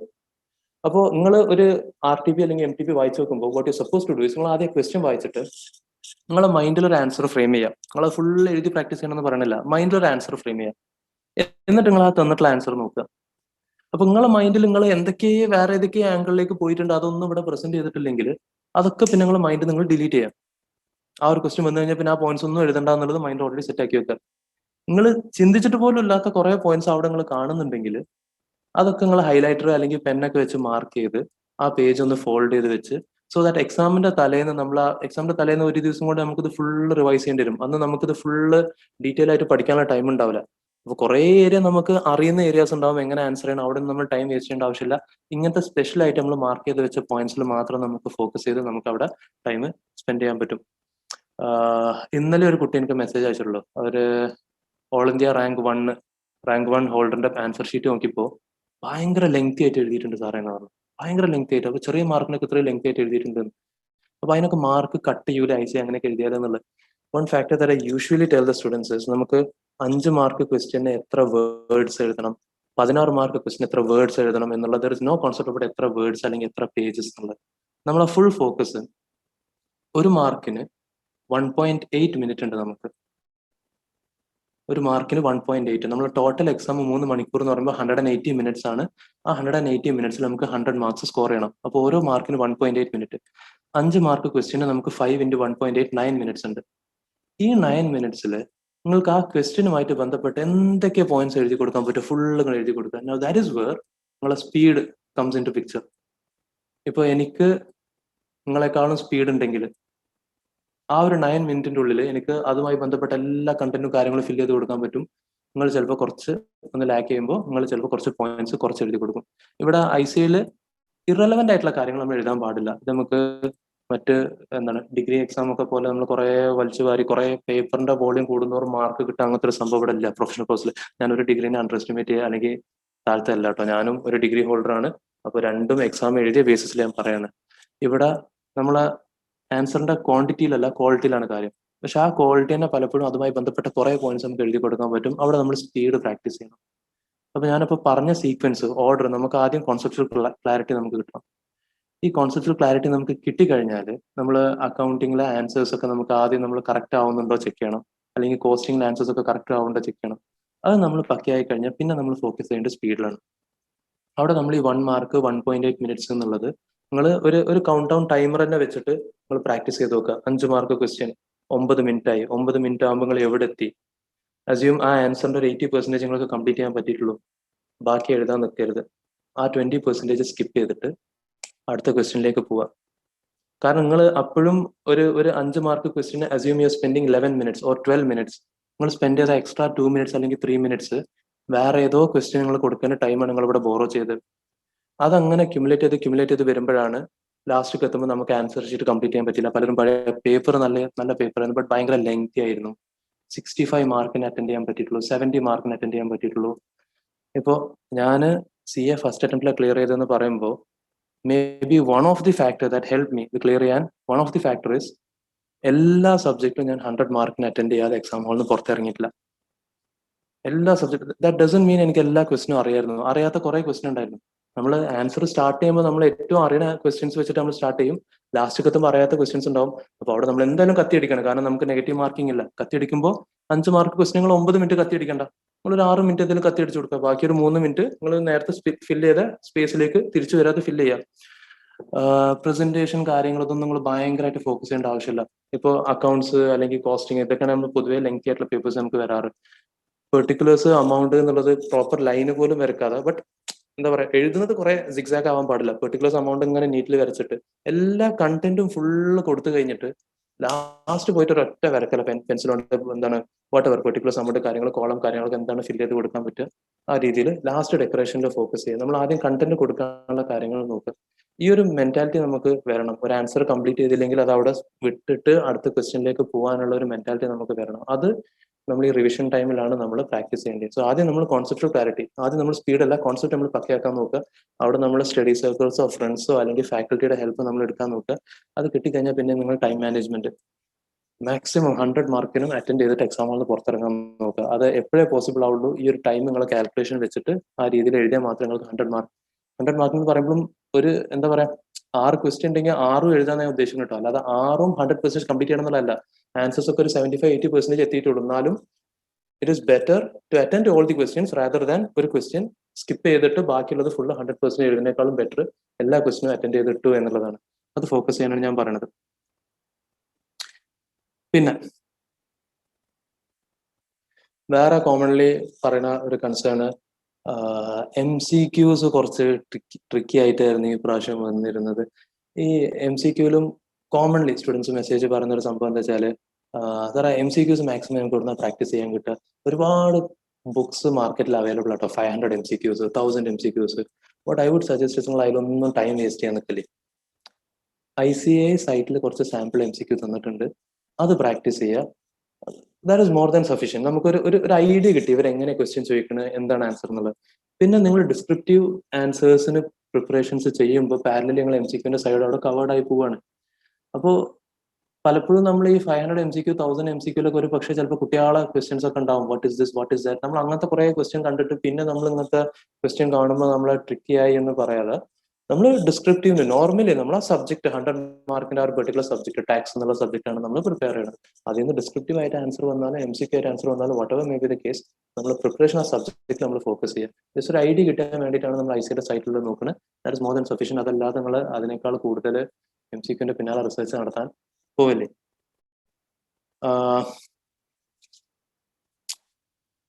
പിന്നെ ഒരു സംഭവം, ഓരോ സബ്ജക്റ്റിൽ സെലക്ടീവ് സ്റ്റഡി നടത്തുന്ന പോലെ തന്നെ കോമൺലി സ്റ്റുഡൻസ് വരുത്തുന്ന ഒരു മിസ്റ്റേക്ക് ആണ് നമ്മൾ എനിക്ക് ഈ സബ്ജക്റ്റിൽ ഞാൻ ഭയങ്കര ബ്രൈറ്റ് ആണ്, അപ്പൊ അതിൽ ഞാൻ എക്സംഷൻ അടിച്ചിട്ട് ബാക്കിയുള്ള സബ്ജക്ട്സ് ഒരു ജസ്റ്റ് പാസ്. അപ്പോൾ എനിക്ക് ഇപ്പോൾ ലോയില് ഒരു 60 അടിച്ചാണ്ട് ഈവൻ ഇഫ് ഞാൻ കോസ്റ്റിംഗിൽ ഒരു 40 അടിച്ചാലും നമുക്ക് അഗ്രിഗേറ്റ് അവിടെ മാച്ച് ആക്കി പോകാലോ. ആ ഒരു സംഭവത്തിന് നിങ്ങൾ പോകാനേ പാടില്ല, കാരണം അതൊരു ഒരു ഡേഞ്ചറസ് സംഭവമാണ്. ICA ഓരോ അറ്റംപ്റ്റിൽ അവർ നിങ്ങൾ എത്ര എക്സ്പെർട്ട് ആയിട്ടുള്ള ഒരു സബ്ജക്റ്റിൽ അവർക്ക് ആ ഒരു സബ്ജക്ട് ടഫ് ആക്കണം എന്ന് വിചാരിച്ചാൽ, അല്ലെങ്കിൽ കുറച്ച് ട്രിക്കി ആക്കണം, ട്വിസ്റ്റ് ആക്കണം എന്ന് വിചാരിച്ചാൽ അവർക്ക് ചെയ്യാൻ പറ്റും. ഒരു പക്ഷേ നിങ്ങൾ ഭയങ്കര ഇമ്പോർട്ടൻസ് കൊടുക്കാത്ത ഒരു കോസ്റ്റിംഗ് പേപ്പർ ആയിരിക്കും ആ അറ്റംപ്റ്റ് ഭയങ്കര ഈസി ക്വസ്റ്റ്യൻസ് വന്നിട്ടുണ്ടാവുക. നമുക്കൊക്കെ ഒരു പക്ഷേ ഫേവറേറ്റ് സബ്ജക്ട്സ് ഉണ്ടാവും. എല്ലാ സബ്ജക്റ്റും നമ്മൾ ഈക്വൽ ഇമ്പോർട്ടൻസ് കൊടുക്കാൻ നോക്കണം. ഒരു സബ്ജക്റ്റിനെ കോംപ്രമൈസ് ചെയ്തിട്ട് വേറെ സബ്ജക്ട് നിങ്ങൾ നോക്കരുത്. നിങ്ങൾ എല്ലാം ഈക്വൽ ഇമ്പോർട്ടൻസ് കൊടുത്തിട്ട് you still find some time, അല്ലെങ്കിൽ നിങ്ങൾക്ക് കുറച്ച് എക്സ്ട്രാ ഒരു ഇൻട്രസ്റ്റ് ഇതിൽ നിങ്ങൾക്ക് ഒരു ബെനിഫിറ്റ് കാണുന്നുണ്ടെങ്കിൽ ആ എക്സ്ട്രാ ടൈം നിങ്ങൾക്ക് അതിൽ കൊടുക്കാൻ പറ്റും. അതല്ലാതെ ഒരു സബ്ജക്ട് നമ്മൾ ഫുൾ എക്സംഷൻ ഫോക്കസ് ചെയ്ത് പ്ലാൻ ചെയ്തിട്ട് മറ്റേ സബ്ജക്റ്റ് നമ്മളത് കോമ്പൻസേറ്റ് ചെയ്യുക എന്നുള്ള അത് കുറച്ചൊരു റിസ്കി മൂവ് ആണ്. അത് ചെയ്യാൻ നിൽക്കരുത്. എല്ലാ സബ്ജക്റ്റിനും ഈക്വൽ ഇമ്പോർട്ടൻസ് കൊടുക്കാൻ നോക്കുക. First thing. സെക്കൻഡ് തിങ്, ഫെയിലായ കേസസിൽ ചില കേസിൽ എനിക്ക് അക്കൗണ്ട്സിലൊക്കെ 57 ഉണ്ടായിരുന്നു, അല്ലെങ്കിൽ ലോയിൽ 59 ഉണ്ടായിരുന്നു, എനിക്ക് ടാക്സിൽ 26 ഉള്ളൂ. അപ്പോൾ നെക്സ്റ്റ് ടൈം ഞാൻ ആ ടാക്സിലാണ് ഞാൻ വീക്ക് ആയത്, അത് നല്ലോണം ഫോക്കസ് ചെയ്യുക. അക്കൗണ്ട്സും ലോയും നോക്കേണ്ട ആവശ്യമില്ല, എനിക്ക് അറിയാം എന്നുള്ള ഒരു സബ്ജക്ട് നമ്മൾ അണ്ടർ എസ്റ്റിമേറ്റ് ചെയ്യാനും പാടില്ല കേട്ടോ. 57 ആയാലും 59 ആയാലും ഫെയിൽ ഇസ് ഫെയിൽ. അഗ്രിഗേറ്റ് കിട്ടാതെ ഫെയിൽ ആയോ, അല്ലെങ്കിൽ എങ്ങനെ ഫെയിൽ ആയോ, ഫെയിൽ ഇസ് ഫെയിൽ. അടുത്ത പ്രാവശ്യം ആ സബ്ജക്ട് അതേപോലെ തന്നെ വരണമെന്നില്ല. അത് അത്ര സിമ്പിളും ടാക്സ് അത്ര കോംപ്ലിക്കേറ്റഡ് വരണമെന്നില്ല. അവിടെയും നിങ്ങൾ സബ്ജക്ട്സിന് ഈക്വൽ ഇമ്പോർട്ടൻസ് കൊടുക്കാൻ നോക്കുക. നിങ്ങൾക്ക് പ്രയോറിറ്റി സെറ്റ് ചെയ്യുക. കുറച്ച് എക്സ്ട്രാ ഡേയ്സ് നിങ്ങൾക്ക് വേണമെങ്കിൽ ആ ടഫ് ആയിട്ടുള്ള സബ്ജക്റ്റിൽ കോൺസെപ്റ്റ് ക്ലിയർ ചെയ്യാനോ ക്ലാസ് അറ്റൻഡ് ചെയ്യാനോ സ്പെൻഡ് ചെയ്യുക. അതല്ലാതെ നല്ല മാർക്ക് സ്കോർ ചെയ്ത സബ്ജക്റ്റിൽ അടുത്ത പ്രാവശ്യങ്ങൾ കുറച്ച് എഫേർട്ട് കുറച്ചിടാൻ പാടില്ല. അത് പലരും പറയരുത്. നിങ്ങൾക്ക് പറയൽ അതാണ്. അതായത് നിങ്ങൾക്ക് കഴിഞ്ഞതിന് മുമ്പത്തെ അറ്റംപ്റ്റ് ഈ സബ്ജക്ട് നല്ല മാർക്ക് ഉണ്ടായിരുന്നു, കഴിഞ്ഞ അറ്റംപ്റ്റ് ഈ സബ്ജക്ട് ഇത്ര മാർക്ക് കുറഞ്ഞു പോയി എന്നുള്ളതൊക്കെ. അപ്പോൾ ആ ഒരു ഏരിയ നിങ്ങൾ ഫോക്കസ് ചെയ്യാൻ നോക്കുക. എല്ലാ സബ്ജക്റ്റിനും ഈക്വൽ ഇമ്പോർട്ടൻസ് കൊടുക്കാൻ നോക്കുക. പിന്നെ എങ്ങനെ നമ്മൾ പ്ലാൻ ചെയ്യുക. ഞാൻ ജനറൽ ആയിട്ട് പറയുന്ന പോയിന്റ്സ്, ഓരോരുത്തരെയും ഉറങ്ങുന്ന ടൈം ഡിഫറെന്റ് ആയിരിക്കും. ചിലർ രാത്രി പഠിക്കുന്ന ആൾക്കാരായിരിക്കും, രാവിലെ പഠിക്കുന്ന ആൾക്കാരായിരിക്കും. ഏറ്റവും ബേസിക് ആയിട്ട് ഒരു ഡെയിലി ഒരു 10 to 12 hours എങ്കിലും നിങ്ങൾ ഡ്രോ ചെയ്യാൻ നോക്കുക. ഒരു 10 to 12 hours എങ്കിലും ഡ്രോ ചെയ്യാൻ നോക്കുക. ഉറക്കം വല്ലാതെ കോംപ്രമൈസ് ചെയ്യാൻ നിൽക്കണ്ട. ഒരു മിനിമം നല്ല ഒരു 6 മണിക്കൂർ ഉറങ്ങിയാൽ മതി. എക്സാമിന്റെ തലേന്ന് ഒരു 7 മണിക്കൂർ ആക്കാൻ നോക്കുക. പലരും എക്സാമിന്റെ തലേന്ന് കുറെ 3 മണിക്കൂർ ഉറങ്ങി കുറെ പഠിക്കാൻ നോക്കും. അതുകൊണ്ട് പ്രത്യേകിച്ച് ഒന്നും ഉണ്ടാവാൻ പോകുന്നില്ല ഒരു ദിവസം കൊണ്ട്. നമ്മൾ ഇപ്പൊ ഇൻവെസ്റ്റ് ചെയ്യുന്ന സംഭവങ്ങളാണ്, നമ്മുടെ നോളജിൽ ഇൻവെസ്റ്റ് ചെയ്യണം, അപ്പൊ ഉണ്ടാവുള്ളൂ. ഇപ്പോൾ ഒരു ഡെയിലി ഒരു 6 hours ഉറങ്ങാൻ നോക്കുക. ഒരു 10 to 12 hours എങ്കിലും ഓൺ ആൻ ആവറേജ് പഠിക്കാൻ നോക്കുക. എങ്ങനെ സ്റ്റഡീസ് പ്ലാൻ ചെയ്യണം? ബാക്കൊക്കെ വരിക. നിങ്ങളെ എക്സാം സ്റ്റാർട്ട് ചെയ്യുന്ന date, for example assume May 1st week തന്നെയാണ് നമ്മൾ എക്സാം സ്റ്റാർട്ട് ചെയ്യണമെന്ന് വെക്കാം. അപ്പോൾ നമുക്ക് മാർച്ച് ഉണ്ട്, ഏപ്രിൽ ഉണ്ട്, ഫെബ്രുവരി, ഓൾമോസ്റ്റ് ഒരു 18 ദിവസം ഉണ്ടാവും. ഇതിൽ നിന്ന് റിവേഴ്സ് വർക്കിംഗിൽ നിങ്ങൾക്ക് എത്ര ഡേയ്സ് നിങ്ങൾക്ക് റിവിഷന് വേണ്ടി വരും എന്നുള്ളത്, ഓരോ സബ്ജക്ട് നിങ്ങൾ 8 സബ്ജക്റ്റ് ആണോ ചെയ്യാൻ പോകുന്നത്, അല്ലെങ്കിൽ 4 സബ്ജക്റ്റ് ആണ് ചെയ്യാൻ പോകുന്നത്, വാട്ട് എവർ. ഇപ്പോൾ അസ്യൂം നിങ്ങൾക്കൊരു പെർ സബ്ജക്ട് ഒരു 3 ദിവസം വേണം റിവിഷന്.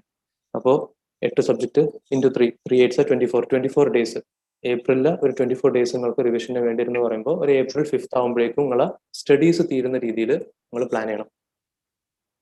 അപ്പോൾ ആ April 5th ആകുമ്പോഴേക്കും സ്റ്റഡീസ് തീരണമെങ്കിൽ ഇപ്പോൾ നമ്മൾ ഫെബ്രുവരിയിൽ 18 ദിവസം ഉണ്ട്, മാർച്ചിൽ 30 ഉണ്ട്, 48 5 53 ഡേയ്സിനുള്ളിൽ അത് നമ്മൾ ഡിവൈഡ് ചെയ്ത് വെക്കുക. 53 divided by 8. ഇതൊക്കെ ഞാൻ റഫ് കാൽക്കുലേഷനാണ് പറഞ്ഞിട്ട് നമ്മൾ എങ്ങനെ ചെയ്യണം എന്നുള്ളത്.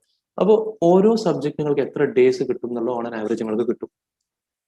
അഗെയിൻ ദാറ്റ് ഡസന്റ് മീൻ നിങ്ങൾക്ക് ഇപ്പോൾ അസ്യൂം ഒരു സബ്ജക്ട് നിങ്ങൾക്ക് 6 ദിവസം വെച്ചിട്ടാണ് നിങ്ങൾക്ക് ഡേയ്സ് ഉള്ളത്.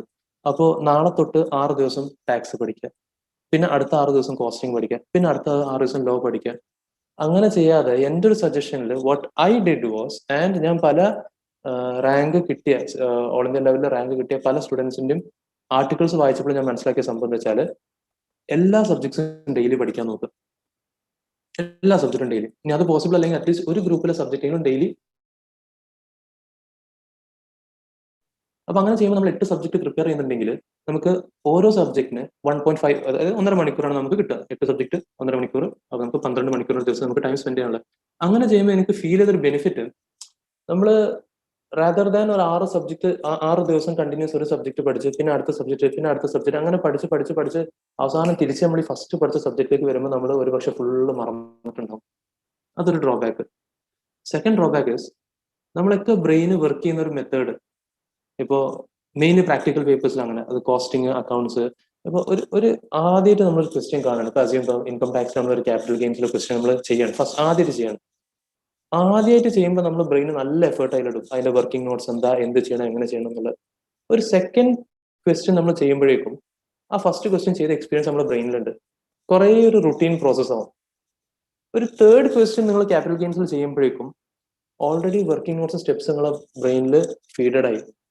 പിന്നെ നിങ്ങളൊരു പാട്ട് കേട്ടാണ് അങ്ങനെ ചെയ്യുകയാണെങ്കിലും ബ്രെയിൻ ഓട്ടോമാറ്റിക്കലി നിങ്ങൾ ആ സ്റ്റെപ്സ് അങ്ങനെ ചെയ്തു പോകും. അവിടെ നമ്മൾ ബ്രെയിൻ ആക്ച്വലി വർക്ക് ചെയ്യുന്നില്ല, ജസ്റ്റ് ആ തൊട്ട് മുമ്പത്തെ ആ ഒരു ഷോർട്ട് മെമ്മറി സേവ് ചെയ്തിട്ട് മെമ്മറിന്റെ ബേസിൽ അങ്ങനെ വരികയാണ്. അങ്ങനെ പഠിക്കുന്ന സംഭവമാണ് നമ്മൾ പലപ്പോഴും മറക്കാനുള്ള ചാൻസും വരുന്നത്.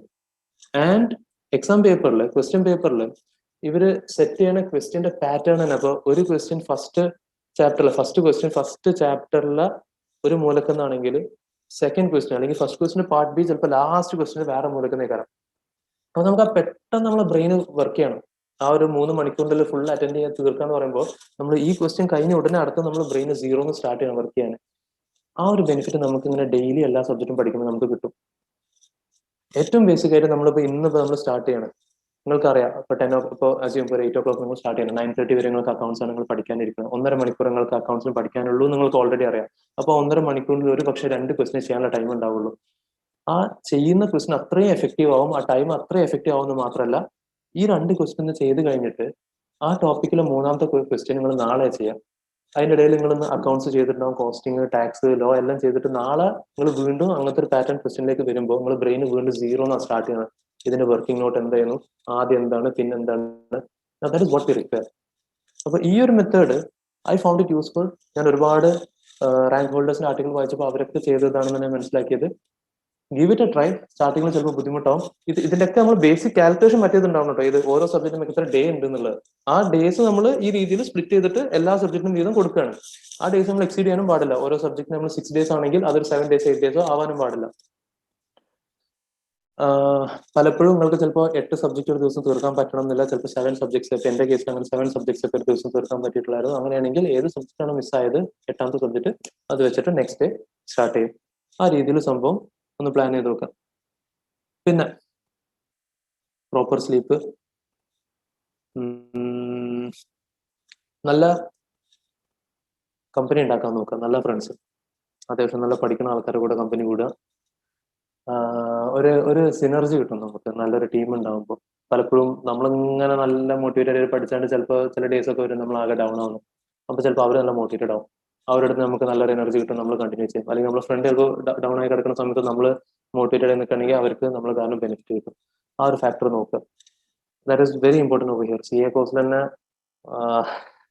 ഓൾറെഡി നമ്മുടെ സറൗണ്ടിങ്ങിൽ ഒരുപാട് ആൾക്കാർ കിട്ടുമോ കിട്ടൂലേ എന്നുള്ള നെഗറ്റീവ് പറഞ്ഞ ആൾക്കാരുടെ കൂട്ടത്തിൽ തന്നെ ഇത് ചെയ്യണ കൂട്ടത്തിൽ തന്നെ ഒരുപാട് സ്റ്റുഡൻസ് തന്നെ നെഗറ്റീവ് അടിക്കാൻ നിൽക്കുന്ന ആൾക്കാരുണ്ട്. ഇപ്പോൾ എന്തൊരു കാര്യം ഉണ്ടോ, ICA ഒരു നല്ല കാര്യം ചെയ്തിട്ട് ICA കൊണ്ടുവരാണെങ്കിലും ഇപ്പൊ ICA ഇതിന്റെ കഴിഞ്ഞ 2 അറ്റംപ്റ്റിലൊക്കെ ആയിട്ട് പല സബ്ജക്ട്സ്, പല ടോപ്പിക്സ് നമ്മളെ സബ്ജക്റ്റിന് ഡിലീറ്റ് ചെയ്ത് നോട്ടിഫിക്കേഷൻ വരും. അപ്പൊ മെസ്സേജ് വരും എനിക്ക്, സാറേ ഇത്രയും ടോപ്പിക് ഈ സബ്ജക്റ്റിന് ഡിലീറ്റ് ചെയ്തല്ലോ, ICA എന്താ ചെയ്യാൻ പോകണം, ICA എന്തോ നമുക്ക് പണി തരാൻ പോവാണല്ലോ. ഓർ കഴിഞ്ഞ മെയ് അറ്റംപ്റ്റ് എന്താണ് ക്യാൻസൽ ചെയ്ത് നവംബറിന്റെ കൂടെ ആക്കി എന്ന് പറഞ്ഞിട്ട്, പിന്നെ നവംബർ അന്ന് സുപ്രീം കോടതി പ്രശ്നങ്ങൾ കാര്യങ്ങൾ നടന്ന് ICAയുടെ ഫേവറിൽ ജഡ്ജ്മെന്റ് വന്ന് എക്സാം നടത്താൻ വേണ്ടി ജഡ്ജ്മെന്റ് വന്നിട്ട് പിന്നെ ICA ഇത് പറഞ്ഞു എന്ത് ജാനുവരിയിൽ നമ്മൾ സെക്കൻഡ് സൈക്കിൾ കൊണ്ടുവരാൻ പോവാണെന്നുള്ളത്. That was one very good thing. അന്ന് അത് വന്നപ്പോഴും ഞാൻ യൂട്യൂബിലും വീഡിയോയിലും മറ്റേ എല്ലാവർക്കും ഞാൻ മെസ്സേജ് അയച്ചിരുന്നു. കാരണം അവിടെ ഉദ്ദേശം എന്താ വെച്ചാൽ എന്തെങ്കിലും ഒരു കാരണം കൊണ്ട് ഒരു കുട്ടിക്ക് കൊറോണ വന്നു, അല്ലെങ്കിൽ കണ്ടെയ്ൻമെന്റ് സോൺ ആയി, ഫാമിലിയിൽ ആർക്കെങ്കിലും കൊറോണ വന്നു, ആ കുട്ടിക്ക് പിന്നെ അടുത്ത മെയ് വരെ വെയിറ്റ് ചെയ്യണം എക്സാം എഴുതാൻ.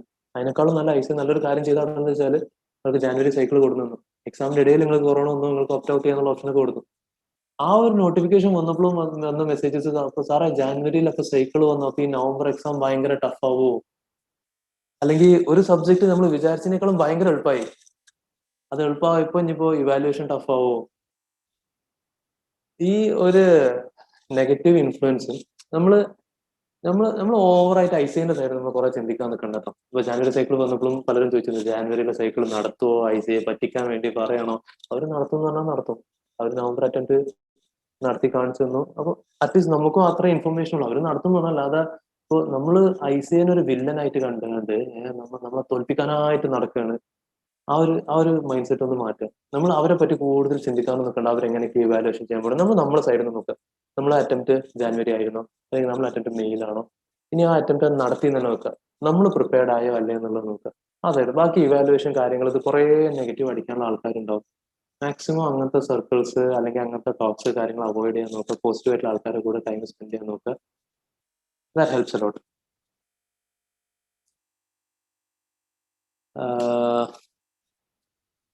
I guess 9:15. ഞാന്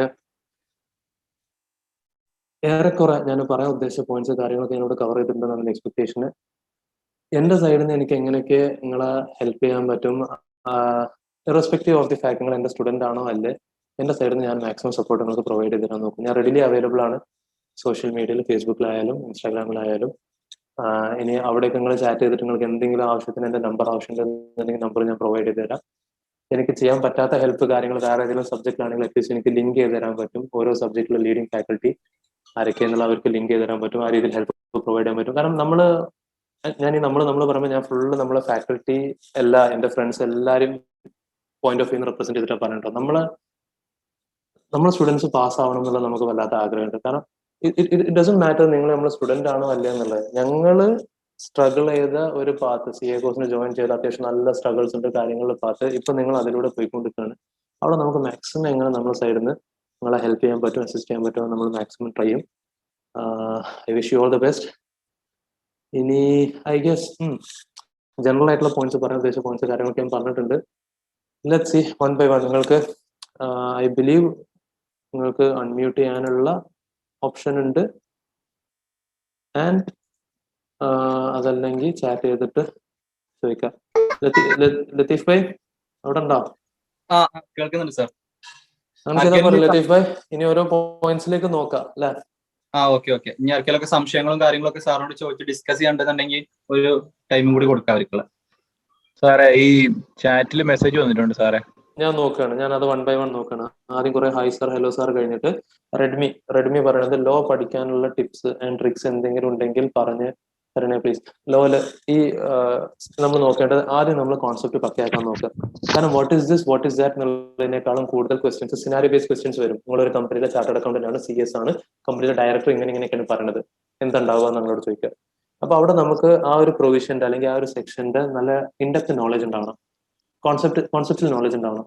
ഇൻഫാക്ട് നമ്മൾ CA ആയി കഴിഞ്ഞിട്ട് നമ്മൾ പ്രാക്ടിക്കലി ചെയ്യണതാട്ടോ. നമുക്ക് ഇന്ന് നോളജിന് വലിയ വാല്യൂ ഒന്നുമില്ല. കാരണം നോളജ് എല്ലാവർക്കും റെഡിലി അവൈലബിൾ ആണ്.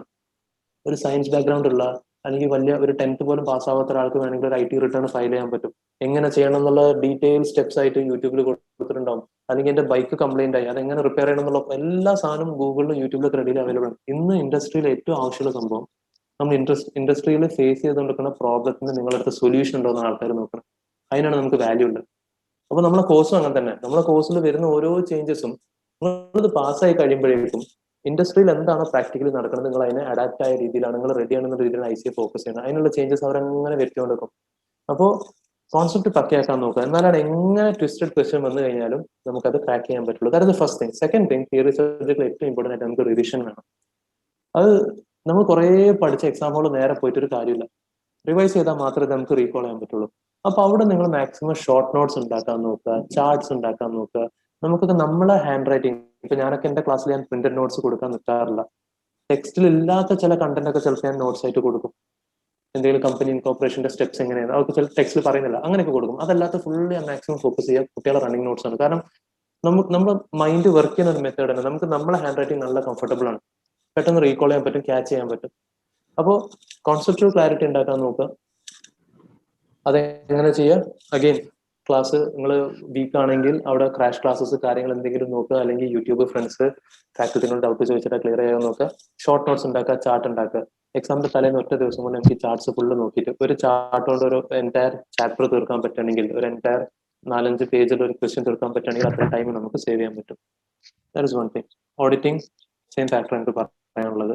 ഓഡിറ്റിംഗും ലോയും പ്രാക്ടിക്കൽ ആയിട്ടുള്ള തിയറി സബ്ജക്ട്സ് ആണ്. നമുക്ക് practically these are core papers. നമുക്ക് വർക്ക് ചെയ്യാനുള്ള ഏരിയ തന്നെയാണ്. അപ്പൊ അവിടെ എന്താണ് സംഭവിക്കുന്ന കോൺസെപ്റ്റ് എന്താണെന്നുള്ളത് പക്കയാക്കാൻ നോക്കുക. പിന്നെ അത് റീകോൾ ചെയ്യാനുള്ള ഏരിയാസ് നമ്മൾ ചാർട്ട്സോ അല്ലെങ്കിൽ എന്തെങ്കിലും ന്യൂമോണിക്സ് കോഡൊക്കെ ഉണ്ടാക്കിയിട്ടാണെങ്കിൽ ആ രീതിയിൽ നോക്കുക.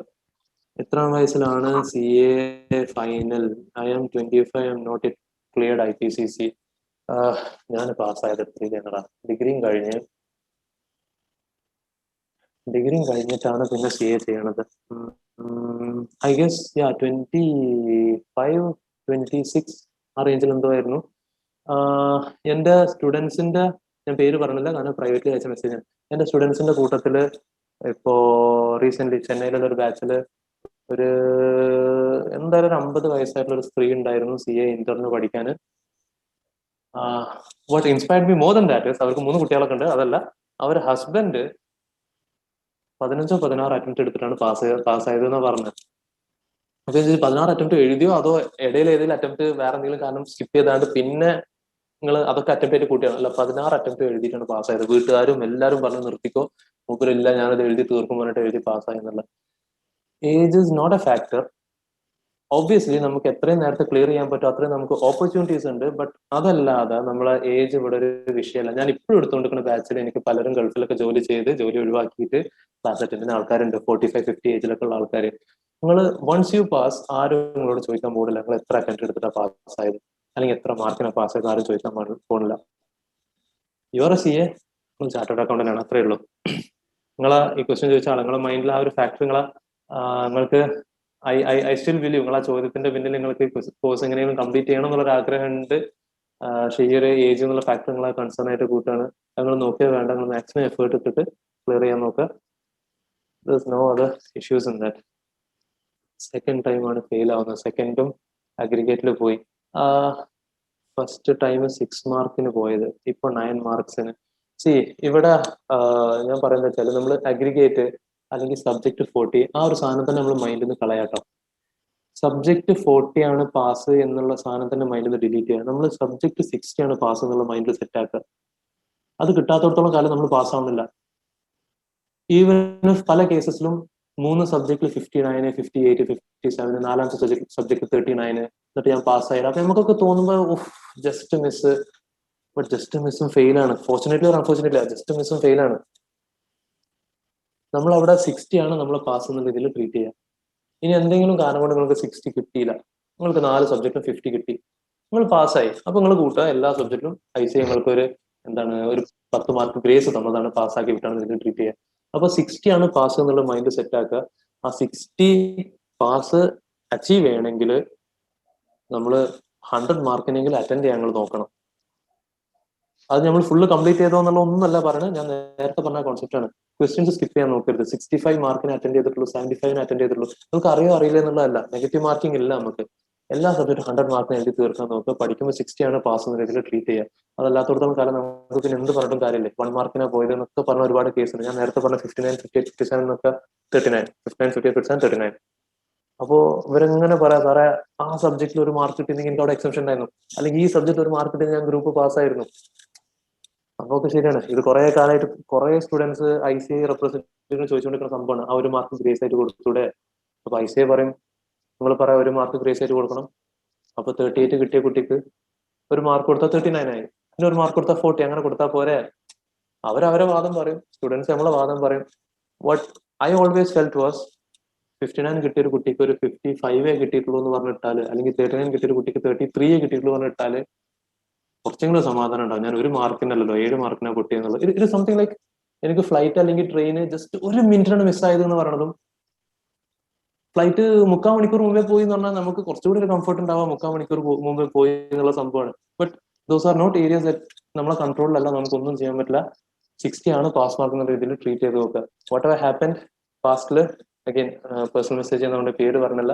What happen in the past അതൊക്കെ നിങ്ങൾ ഇഗ്നോർ ചെയ്യുക. ഇന്ന് ഫ്രഷ് ഡേ ആണ് എന്നുള്ള രീതിയിൽ ട്രീറ്റ് ചെയ്തിട്ട് നമ്മൾ സ്റ്റഡീസ് സ്റ്റാർട്ട് ചെയ്യാം. അക്കൗണ്ട്സ് ആൻഡ് ലോ സീനാണ്.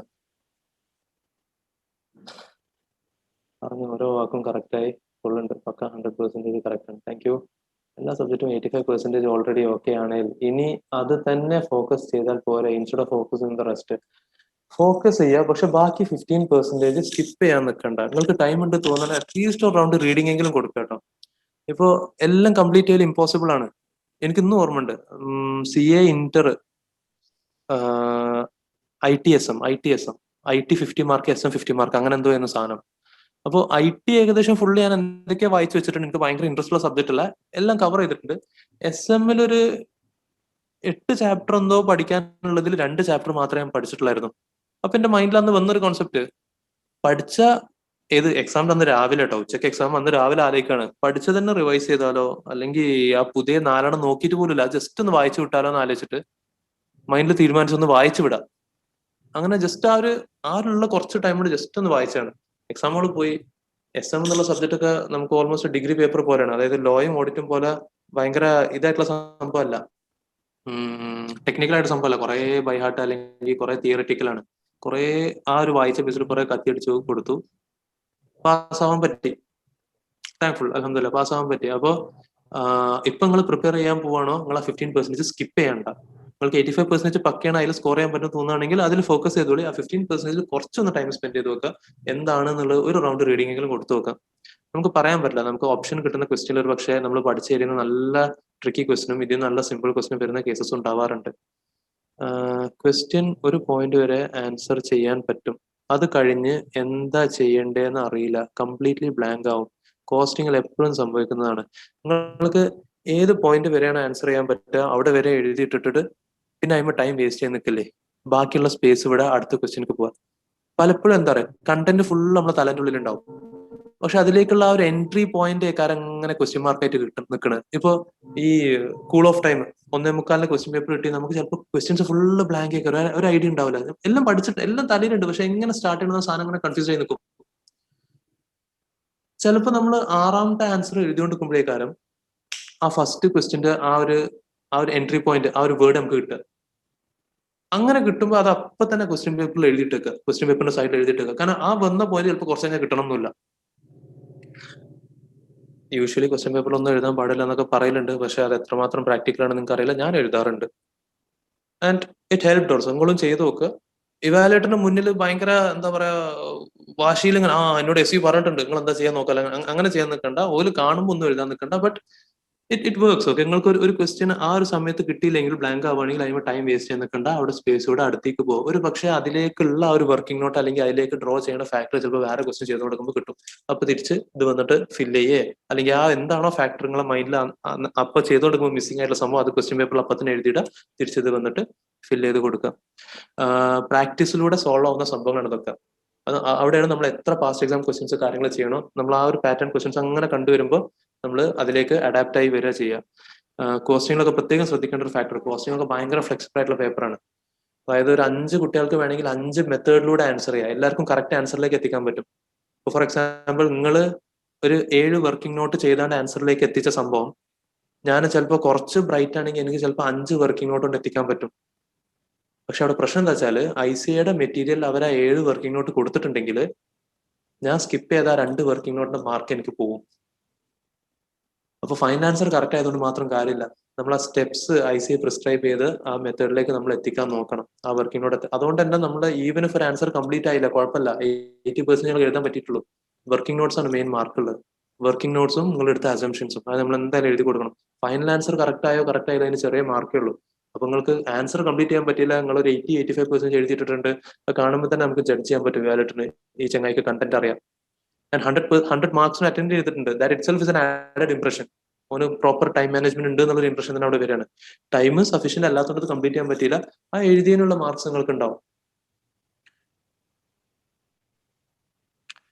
ഡയറക്ട് എൻട്രി സ്റ്റുഡൻസ് എത്ര ഹവേഴ്സ് പഠിക്കണം? സി, ഈ ഞാൻ നേരത്തെ പറഞ്ഞല്ലോ, അതൊരു ജനറൽ പോയിന്റ് ആയിരുന്നു. 10 to 12 ഹവേഴ്സ് ഡ്രോ ചെയ്യാൻ പറ്റുമോ എന്നുള്ളത്. നൗ അതിന്റെ ഇടയിൽ ഒരു പക്ഷേ നിങ്ങൾ ക്ലാസ് അറ്റൻഡ് ചെയ്യുന്ന സമയത്താണെങ്കിൽ ക്ലാസ് കഴിഞ്ഞിട്ട് പിന്നെ 12 മണിക്കൂർ പറ്റൂല, ബാക്കിയുള്ള ടൈമേ പറ്റുള്ളൂ. ജനറലി എല്ലാവരും പറയല് 10, 12 ഒന്നും വേണ്ട, ഒരു 5-6 മണിക്കൂർ എഫക്റ്റീവ് ആയിട്ട് പഠിച്ചാൽ തന്നെ അത് വാലിഡ് ആണെന്നുള്ളത്. ബട്ട് അതൊക്കെ varies from person to person. ഒരാള് എത്രമാത്രം ക്യാച്ച് ചെയ്യാൻ പറ്റുന്നുണ്ട്, അല്ലെങ്കിൽ അവർക്ക് എത്രമാത്രം ഇത് പെട്ടെന്ന് ചെയ്യാൻ പറ്റുന്നുണ്ട്, സോൾവ് ചെയ്യാൻ പറ്റും, ദാറ്റ് ഇസ് ഡിഫറെന്റ്. അതർവൈസ് ഞാൻ വെച്ച ഒരു ജനറൽ ആയിട്ട് പറഞ്ഞൊരു പോയിന്റ് ആണ്, ഒരു 10 to 12 hours നിങ്ങൾക്ക് ഡ്രോ ചെയ്യാൻ പറ്റിയാൽ അത്രയും നല്ലതാണ്. ആർട്ടിക്കിൾഷിപ്പ് ചെയ്യുമ്പോൾ എത്ര ടൈം മാക്സിമം സ്പെൻഡ് ചെയ്യണം പെർ ഡേ? അതും സിമിലർ ക്വസ്റ്റ്യൻ ആട്ടോ. ഇപ്പൊ ഞാൻ ഫൈനലിൽ പ്രിപ്പയർ ചെയ്യുന്ന സമയത്ത് നമുക്കും ആർട്ടിക്കിൾഷിപ്പിന്റെ ഇടയിൽ ക്ലാസ്സസ് അറ്റൻഡ് ചെയ്യാന്ന് പറയുമ്പോൾ I used to spend almost രാവിലെ 2 to 3 hours രാവിലെ സ്പെൻഡ് ചെയ്യും. ആർട്ടിക്കിൾഷിപ്പ് കഴിഞ്ഞ് വീട്ടിൽ വന്നു കഴിഞ്ഞാൽ വീണ്ടും 2 to 3 hours സ്പെൻഡ് ചെയ്യാൻ നോക്കും. അപ്പോൾ ഇത് ആകെ ചിലപ്പോൾ നമ്മൾ ഫ്രസ്ട്രേറ്റഡ് ആയിട്ട് തോന്നും. അപ്പൊ അതിന്റെ ഇടയിൽ എനിക്കൊരു റിലാക്സേഷൻ കിട്ടിയ ഒരു സംഭവം, എനിക്ക് ഏറ്റവും ഇഷ്ടമുള്ള സംഭവം ബൈക്ക് റൈഡ്സ് ആണ്. അപ്പൊ ഞാൻ അന്ന് ആർട്ടിക്കിൾഷിപ്പ് ഒക്കെ ഞാൻ ബൈക്കിനാ പോവുക. ഒരു അരമണിക്കൂർ, അരല്ല 3/4 മണിക്കൂറോളം ട്രാവലിംഗ് ഉണ്ട്. അപ്പോൾ സ്റ്റഡീസ് 3 മണിക്കൂർ കഴിഞ്ഞ് ആ ഒരു ഹാഫ് ആൻ അവർ അല്ലെങ്കിൽ 45 minutes ബൈക്ക് റൈഡ് ചെയ്യുമ്പോൾ ഞാൻ ഒന്ന് റിഫ്രഷ്ഡ് ആയി ആർട്ടിക്കിൾഷിപ്പ് വർക്കൊക്കെ ചെയ്ത് തിരിച്ച് വീട്ടിൽ വരുമ്പോൾ ആ റൈഡ് കിട്ടുമ്പോൾ വീണ്ടും റിഫ്രഷ്ഡ് ആയി. ആ രീതിയിലാണ് ഫോക്കസ് ചെയ്തിരുന്നത്. സ്ലീപ്പിൽ കോംപ്രമൈസ് ചെയ്യേണ്ട, 6 മണിക്കൂർ സ്ലീപ്പിന് മാറ്റി വെച്ചിട്ട് ബാക്കി നിങ്ങൾക്ക് എത്ര ഡ്രോ ചെയ്യാൻ പറ്റുമോ അത് നിങ്ങൾ മാക്സിമം സ്റ്റഡീസിന് ഡ്രോ ചെയ്യാൻ നോക്കുക. അതിന്റെ ഇടയിൽ നിങ്ങളെ പാഷൻ അല്ലെങ്കിൽ നിങ്ങൾക്ക് ഇഷ്ടപ്പെട്ട സംഭവങ്ങൾക്ക് നമ്മൾ ടൈം കണ്ടെത്താൻ നോക്കുക. അത് ചെയ്യുമ്പോൾ നമ്മൾ വീണ്ടും സ്റ്റഡീസിലേക്ക് നമ്മളെ വീണ്ടും എനർജി ബൂസ്റ്റ് ചെയ്യണം. നമ്മളെ കുറച്ച് കുറക്കേണ്ടി വരും, പക്ഷെ അത് ചെയ്യുമ്പോൾ നമ്മൾ വീണ്ടും സ്റ്റഡീസിലേക്ക് നമ്മൾ തിരിച്ചു വരുമ്പോൾ വി ആർ എനർജറ്റിക് അഗൈൻ. എത്ര ടൈം സ്പെൻഡ് ചെയ്യാൻ? ഇപ്പം ഫൗണ്ടേഷൻ സാർ, ഇപ്പൊ ഫൗണ്ടേഷൻ മെയ് അറ്റംപ്റ്റ് എഴുതി കിട്ടി എന്നുണ്ടെങ്കിൽ നമുക്ക് അടുത്ത ഇന്റർ പഠിച്ച് November 21 അറ്റംപ്റ്റ് എഴുതാൻ പറ്റുമോ? അതോ അടുത്ത May 22 വരെ ഒരു 9 months ഗ്യാപ്പ് നിങ്ങൾ കൂട്ടേണ്ടി വരും.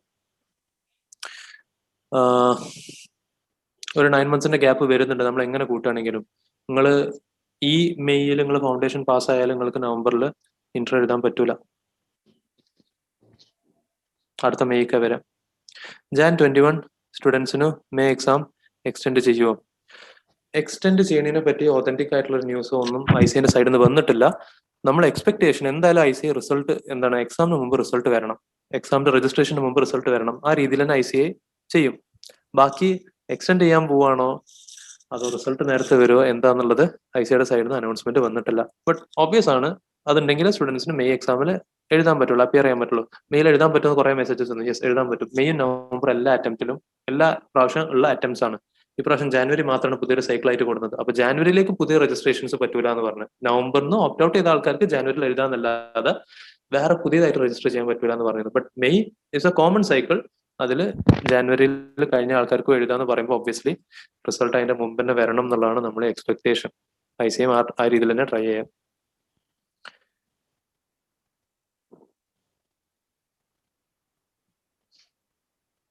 അക്കൗണ്ട്സ് പ്രശ്നമുണ്ട്.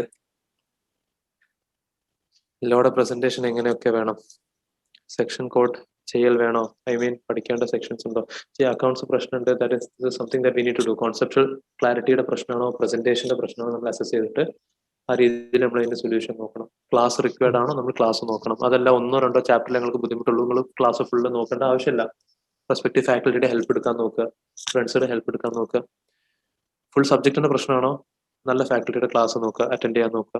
അവിടെ നിങ്ങൾ എന്നെ കോൺടാക്ട് ചെയ്ത് കഴിഞ്ഞാൽ എനിക്ക് അറ്റ്ലീസ്റ്റ് മാർക്കറ്റിലുള്ള ലീഡിംഗ് ഫാക്കൽറ്റി ആരൊക്കെ അവർക്ക് ലിങ്ക് ചെയ്ത് തരാൻ പറ്റും, സജസ്റ്റ് ചെയ്ത് തരാൻ പറ്റും. ലോയുടെ പ്രസന്റേഷൻ സെക്ഷൻസ് കമ്പൽസറി അല്ല. എഴുതിയാൽ ഇംപ്രഷൻ ആണ്, ഒരു ആഡഡ് ബെനിഫിറ്റ് ആണ്, പക്ഷെ കമ്പൽസറി അല്ല. കമ്പൽസറി അല്ല എന്ന് പറയുമ്പോൾ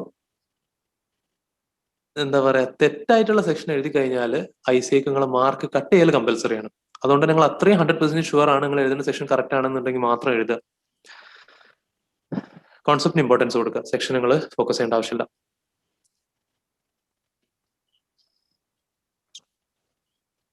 ഫൗണ്ടേഷൻ എങ്ങനെ പാസ് ചെയ്യണം, ലോ എങ്ങനെ പഠിക്കണ്ടേ, how to answer law questions, ആ ഒരു പോയിന്റാണ് ഞാൻ പറഞ്ഞത്. നമ്മൾ കോൺസെപ്റ്റ് നിങ്ങൾ പക്കയാക്കാൻ നോക്കുക. പ്രസന്റേഷൻ എങ്ങനെ പ്രസന്റ് ചെയ്യണം എന്നുള്ള ഒരു കോമൺ അപ്രോച്ചാണ് തിയറീസ് ഓഫ് ലോ സബ്ജക്ട്സിന് ICA പറയുന്നത്. അതായത് പ്രൊവിഷൻ, അനാലിസിസ്, കൺക്ലൂഷൻ. ഒരു ക്വസ്റ്റ്യൻ ഇപ്പോൾ പല ടൈപ്പ് വരും. What is this, what is that എന്ന ഡയറക്റ്റ് ആൻസർ കൊടുക്കുക. അതല്ല സിനാരിയോ ബേസ്ഡ് ക്വസ്റ്റ്യൻ വന്നു കഴിഞ്ഞാൽ എന്താ സംഭവിക്കുക എന്ന് പറയണം. ഇപ്പൊ ഡയറക്ടറും ബാങ്ക് മാനേജറും തമ്മിൽ തല്ലായി. ഡയറക്ടർ പറഞ്ഞത് ഇങ്ങനെയാണ്, ബാങ്ക് മാനേജർ പറഞ്ഞത് അങ്ങനെയാണ്. നിങ്ങളോട് ചോദിക്കുക you are the chartered accountant of the company, എന്താ ഉണ്ടാവുക? അപ്പൊ അവിടെ നമ്മൾ ഒരിക്കലും ആൻസർ സ്റ്റാർട്ട് ചെയ്യുമ്പോൾ കൺക്ലൂഷൻ വെച്ചിട്ട് സ്റ്റാർട്ട് ചെയ്യരുത്. ഡയറക്ടർ പറഞ്ഞതാണ് ശരി, കാരണം ഇങ്ങനെ എന്ന് എഴുതരുത്. നമ്മൾ ആദ്യം ഒരു അക്ഷരം മിണ്ടൂല ആരാണ് ശരി എന്നുള്ളത്. നമ്മൾ ആദ്യം പ്രൊവിഷൻ എന്താ പറയണമെന്ന് എഴുതും. അവിടെയാണ് നമ്മൾ as per section so and so of the Companies Act 2013 ഇന്ന സെക്ഷൻ അറിയില്ലെങ്കിൽ as per relevant provisions of the Companies Act 2013 at least ആക്ടിന്റെ പേരെങ്കിലും അറിഞ്ഞിരിക്കണം കേട്ടോ. ക്വസ്റ്റ്യൻ വായിച്ചിട്ട് ഏത് ആക്ട് എന്നാ വരുന്നത് എന്നുള്ളതെങ്കിലും അറിഞ്ഞിരിക്കണം. കമ്പനീസ് ആക്ടിലെ ക്വസ്റ്റ്യൻ വന്നിട്ട് as per negotiable investment act എഴുതി കൊടുക്കാൻ പാടില്ല. അങ്ങനത്തെ കൺഫ്യൂസിങ് ഏരിയാസ് വരും, ചില ട്രിക്കി ക്വസ്റ്റ്യൻസ് വരും. നമ്മൾ ഏതാണ് ആക്ട് എന്നെങ്കിലും അറിഞ്ഞിരിക്കണം. ആക്ടിന്റെ പേര് എഴുതി കൊടുക്കുക, പ്രൊവിഷൻ എഴുതുക, പിന്നെ അനാലിസിസ്, അതായത് ക്വസ്റ്റ്യനും ആ പ്രൊവിഷൻ തമ്മിലുള്ള റിലേഷൻ എന്താണെന്നുള്ള അനാലിസിസ് പാർട്ടിൽ എഴുതുക. ലാസ്റ്റ് നമ്മൾ കൺക്ലൂഷൻ കൊടുക്കുക. ആൻഡ് ഹെൻസ് ഇങ്ങനെയാണ് സംഭവിക്കുക എന്നുള്ളത്. ഓരോ സ്റ്റെപ്സും ഇമ്പോർട്ടന്റ് ആണ്, നിങ്ങളെ കൺക്ലൂഷൻ ഇമ്പോർട്ടന്റ് ആണ്. നിങ്ങൾക്ക് പ്രൊവിഷൻ അറിയാം, അനലൈസ് ചെയ്യാനും അറിയാം, പക്ഷേ നിങ്ങളെ കൺക്ലൂഷൻ എന്താണെന്നുള്ള കൺഫ്യൂസ്ഡ് ആണ്. അതുകൊണ്ട് കാര്യമില്ല, നിങ്ങൾ കൺക്ലൂഷൻ എന്തായാലും കൊടുക്കണം. കൺഫ്യൂസ്ഡ് ആണെങ്കിലും കൺക്ലൂഷൻ കൊടുത്തോളി, നിങ്ങൾ എഴുതിയുള്ള മാർക്സ് നിങ്ങൾക്ക് കിട്ടും, ഈവൻ ഇഫ് നിങ്ങൾ കൺക്ലൂഷൻ തെറ്റാണെങ്കിലും. കാരണം പല കേസസിലും പ്രൊവിഷൻ, ക്ലോസ്, എക്സെപ്ഷൻ ഇങ്ങനെയൊക്കെ കളിക്കുമ്പോൾ ആൻസർ അങ്ങോട്ടും ഇങ്ങോട്ടും അറിയാം, മറ്റേ ആൾ പറഞ്ഞത് ശരിയാവുന്ന കേസൊക്കെ ഉണ്ടാവാം. ബട്ട് അറ്റ്ലീസ്റ്റ് നിങ്ങളെ അനാലിസിസ് എങ്ങനെയാന്നുള്ളത്, അനാലിറ്റിക്കൽ നിങ്ങളെ ഒബ്സർവേഷൻ എന്താണെന്നുള്ളത് ഇവാലുവേറ്റർ മനസ്സിലാവും. നിങ്ങൾ പ്രൊവിഷൻ അനാലിസിസ് ഒക്കെ എഴുതുമ്പോൾ 3 സ്റ്റെപ്സും ഇമ്പോർട്ടന്റ് ആണ്. ഈ സീക്വൻസിൽ എഴുതാൻ നോക്കുക: provision, analysis, conclusion. CA foundation May 21 registration. I don't think എക്സാമിന്റെ രജിസ്ട്രേഷൻ ഇപ്പോഴും ഓപ്പൺ ആയിട്ടില്ല എന്നാണ് ഞാൻ മനസ്സിലാക്കുന്നത്. അത് വരും, നോട്ടിഫിക്കേഷൻ വരും. റെക്കോർഡഡ് ക്ലാസ്സസ് അവൈലബിൾ ആണോ? യെസ്, റെക്കോർഡഡ് ക്ലാസ്സസ് അവൈലബിൾ ആണ്. ഫൗണ്ടേഷനും ഇന്റർമീഡിയറ്റിലും ഫൈനലിലും അവൈലബിൾ ആണ്. ട്രിപ്പിൾ ഐയിൽ റെക്കോർഡഡ് ക്ലാസ്സസ് ഉണ്ട്. 2014 മനസ്സിലായില്ല. മെയ് എക്സാം എക്സ്റ്റെൻഡ് ആവുമോ? ബിക്കോസ് Jan 21 അത് നേരത്തെ പറഞ്ഞു. ഒതന്റിക് ന്യൂസ് ഒന്നും വന്നിട്ടില്ല. എക്സ്റ്റെൻഡ് ആവുകയാണെങ്കിൽ അത് അപ്പോൾ ഒരു ബോണസ് ആയിട്ട് കൂട്ടുക. ഇപ്പൊ മെയിൽ തന്നെ നടക്കുന്ന രീതിയിൽ നമ്മൾ പ്രിപ്പയർഡ് ആയിട്ട് പോവുക. സോ ദാറ്റ് ഈവൻ ഇഫ് മെയിൽ പെട്ടെന്ന് നടക്കുകയാണെങ്കിലും നമ്മൾ ഷോക്ക്ഡ് ആവില്ല. നമ്മൾ എക്സ്റ്റെൻഡ് ആവും എന്ന് എക്സ്പെക്ട് ചെയ്തിരിക്കുകയായിരുന്നു. പലരും പറഞ്ഞു കേട്ടു എക്സ്റ്റെൻഡ് ആവും. ആ എക്സ്പെക്ടേഷൻ മാറ്റി വെക്കുക. ഫൈനലായിട്ട് ICന്റെ സൈഡിൽ നിന്ന് നോട്ടിഫിക്കേഷൻ വരുന്നവരെ ഇപ്പൊ മെയിൽ തന്നെ നടക്കുന്ന രീതിയിൽ പ്രിപ്പയർ ചെയ്ത് പോവുക. ആതിര പേഴ്സണലി സജസ്റ്റ് ചെയ്തുതരാം. Do the same. I also do the same thing what you said. I cleared IPCC first group this time. Very good, Meera. Happy for you. Class നടക്കുന്ന ടൈമിൽ നമ്മൾ എങ്ങനെ വീട്ടിലെത്തിയിട്ട് ഷെഡ്യൂൾ ഇടുക? 8 to 5 വരെ class ഉണ്ടാവും. Night ഒക്കെ scheduling. അവിടെ ഞാൻ പറഞ്ഞ നൈറ്റ് ആണോ മോർണിംഗ് ആണോ എന്നുള്ളത് ദാറ്റ് ഡിപ്പെൻസ് അപ്പോൺ ഓരോരുത്തർ. ഇപ്പൊ ഞാൻ ഒരു നൈറ്റിൽ ഇരുന്ന് പഠിക്കണം എനിക്ക് തീരെ കംഫർട്ടബിൾ ആയിട്ടുള്ള സംഭവം അല്ലായിരുന്നു. പക്ഷെ ഞാൻ എത്തിപ്പെട്ട ഇന്റർനെറ്റ് എത്തിപ്പെട്ട ഹോസ്റ്റല് എന്താണ്, രാവിലെയൊക്കെ ഫുൾ ഒച്ചമ്പേളാണ്. ഫുൾ ഒച്ചമ്പേളും ഓരോ റൂംസും ഒരു മിനി തിയേറ്റർ ആയിട്ട് മാറും. അവിടെയൊക്കെ അവര് ലാപ്ടോപ്പിൽ പടമായിട്ട് കണ്ടുകൊടുക്കുക, നല്ല ലൗഡായിട്ട് കണ്ടുകൊടുക്കുക. അപ്പൊ എനിക്ക് പഠിക്കാൻ പറ്റില്ല. ഞാൻ നേരെ എന്റെ ഷെഡ്യൂളാണ് സ്വിച്ച് ചെയ്തു. ഞാൻ രാത്രി പഠിക്കുക, എല്ലാവരും ഉറങ്ങുന്ന സമയത്ത് ഇരുന്ന് പഠിക്കും. എല്ലാവരും അവര് എന്താണ് ക്ലാസ്സസിന് കാര്യങ്ങൾക്ക് പോകാൻ ഒച്ചയും ബഹളും ടോയ്ലറ്റിനോട് കച്ചറയും കാര്യങ്ങളൊക്കെ ഉണ്ടാക്കുന്ന സമയത്ത് ഞാൻ ഉറങ്ങും. എണീക്കുമ്പോൾ ഫുൾ ഹോസ്റ്റൽ വീണ്ടും കാലിയായിട്ട് കിട്ടും. അപ്പോ ദാറ്റ് ഇസ് സംതിങ് നമ്മൾ എങ്ങനെയാണ് പോസിബിൾ ആവുക? ബേസിക്കലി ഈ ഒരു 12 hours എന്നുള്ള സംഭവം 10 to 12 hours സ്പെൻഡ് ചെയ്യാൻ പറ്റുമോ എന്നുള്ളത് നോക്കുക. എല്ലാ സബ്ജക്റ്റിനും ഈക്വൽ ഇമ്പോർട്ടൻസ് കൊടുക്കുക. അതോ ഒരു സൗണ്ട് വരുന്നുണ്ട്, ജസ്റ്റ് ഒന്ന് മ്യൂട്ട് ചെയ്യാണ്. 12 hours സ്പെൻഡ് ചെയ്യാൻ നോക്കുക, എല്ലാ സബ്ജക്റ്റിനും ഈക്വൽ ഇമ്പോർട്ടൻസ്. അപ്പൊ അത് നമ്മൾ ഡേയ്സ് ഡിവൈഡ് ചെയ്യുക. റിവിഷൻ എത്ര ടൈം വേണം, അവിടുന്ന് ബാക്ക് പിന്നെ നമുക്ക് സ്റ്റഡീസ് എത്ര ടൈം ഉണ്ടാവും ഓരോ സബ്ജക്റ്റിന്. അപ്പൊ ഓരോ സബ്ജക്റ്റിന് കിട്ടുന്ന ഡേയ്സിൽ നമ്മൾ ഏതൊക്കെ ക്വസ്റ്റ്യൻസും പ്രാക്ടീസ് ചെയ്തൊക്കെ ഒരു റഫ് കാൽക്കുലേഷൻ ഉണ്ടാവും. നമ്മൾ ഭയങ്കര പ്ലാനിങ്ങിന് വേണ്ടി 2-3 ദിവസം ഇരുന്നാണ്ട് ബ്ലൂ പ്രിന്റും ഷെഡ്യൂളും ചെയ്യാൻ നിൽക്കണ്ട. കാരണം പ്ലാനൊക്കെ നമ്മൾ സ്റ്റഡീസ് തുടങ്ങുമ്പോൾ അതിനനുസരിച്ച് വീണ്ടും മാറും ചെയ്യും. ഇപ്പോ നിങ്ങൾ ടോട്ടലി ബ്ലാങ്ക് ആയി നിൽക്കുകയാണെങ്കിൽ ഞാൻ പറഞ്ഞ പ്ലാൻ വെച്ച് സ്റ്റാർട്ട് ചെയ്ത് നോക്കുക.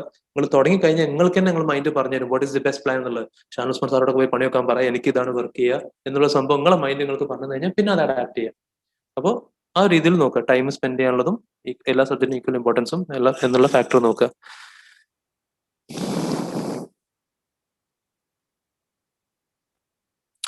ജാനുവരി എഴുതിയവരെന്താ ചെയ്യാ?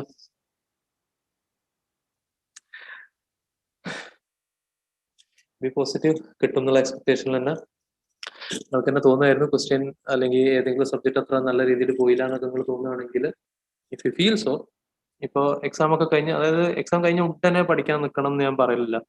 പലരും അങ്ങനെയാണ്, എക്സാം തല്ലിപ്പൊളി ഇന്ന് തന്നെ പഠിക്കാൻ തുടങ്ങുകയാണ്. നമ്മൾ ഓൾറെഡി ആ ഒരു അത്രയും ഓവർലോഡഡ് ആയി കുറെ പഠിച്ച് സ്ട്രെസ് എടുത്ത് എക്സാം എഴുതിയതാണ്. ഇനി എന്താ പറയാ, ഒരു ചെറിയൊരു break you deserve it. Do the things that you like. നിങ്ങളെ ഫ്രണ്ട്സിനെ പോയി കാണുക, ഫാമിലി റിലേറ്റീവ്സ് വാട്ട് എവർ പോയി കാണുകയൊക്കെ ചെയ്തിട്ട് വീണ്ടും സ്റ്റഡീസിലേക്ക് തിരിച്ചു വരിക. എന്തായാലും ടൈം വേസ്റ്റ് ആവില്ലല്ലോ, തുടങ്ങി നോക്കാം. But yes, hope for the best.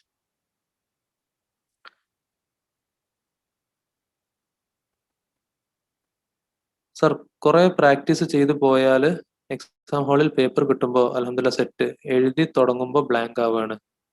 Any tips please. ആ പോയിന്റ് നമ്മൾ പറഞ്ഞു. നമ്മൾ കൂൾ ഓഫ് ടൈമിൽ തന്നെ നമുക്ക് എന്തെങ്കിലും തോന്നുകയാണ് ഇത് നല്ല ഈസി പേപ്പറാണ്, പോയിന്റ്സ് ഒക്കെ നിങ്ങൾ മൈൻഡിൽ വരുന്നുണ്ടെങ്കിൽ അത് അപ്പം തന്നെ എവിടെയെങ്കിലും ആൻസർ എഴുതി തുടങ്ങാൻ പാടില്ല എന്നാണ് ഐസിഐ പറയുന്നത്. നമ്മൾ ആൻസർ എഴുതില്ല, ക്വസ്റ്റ്യൻ പേപ്പറിൽ എന്തെങ്കിലും പോയിന്റ്സ് അത് ഒരു കാണുന്ന രീതിയിലൊന്നും ചെയ്യാൻ നിൽക്കില്ല കേട്ടോ. ക്വസ്റ്റ്യൻ പേപ്പറിൽ ഒന്നും എഴുതാൻ പാടില്ല എന്നുള്ള rule, but that doesn't work. നമുക്ക് ഒരു സാധനം പോയിന്റ്സ് നമ്മുടെ മൈൻഡിൽ അപ്പോൾ വരുന്ന കുറച്ച് കഴിഞ്ഞാൽ ചിലപ്പോൾ കിട്ടണമെന്നില്ല.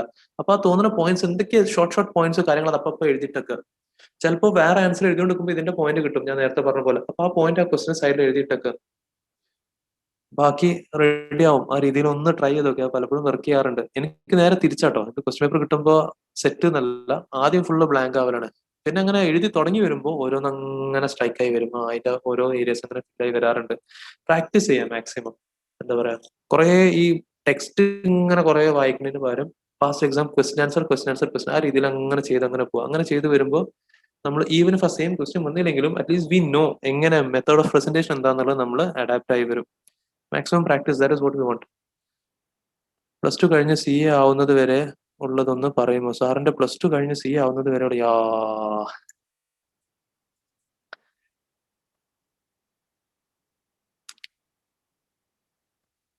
സർ, ബട്ട് ആൻസർ കീ നോക്കുമ്പോൾ തോന്നും അയ്യോ ഇത് ആയിരുന്നു, പക്ഷേ അതപ്പോ കിട്ടിയില്ലല്ലോ, and really feel sad about that.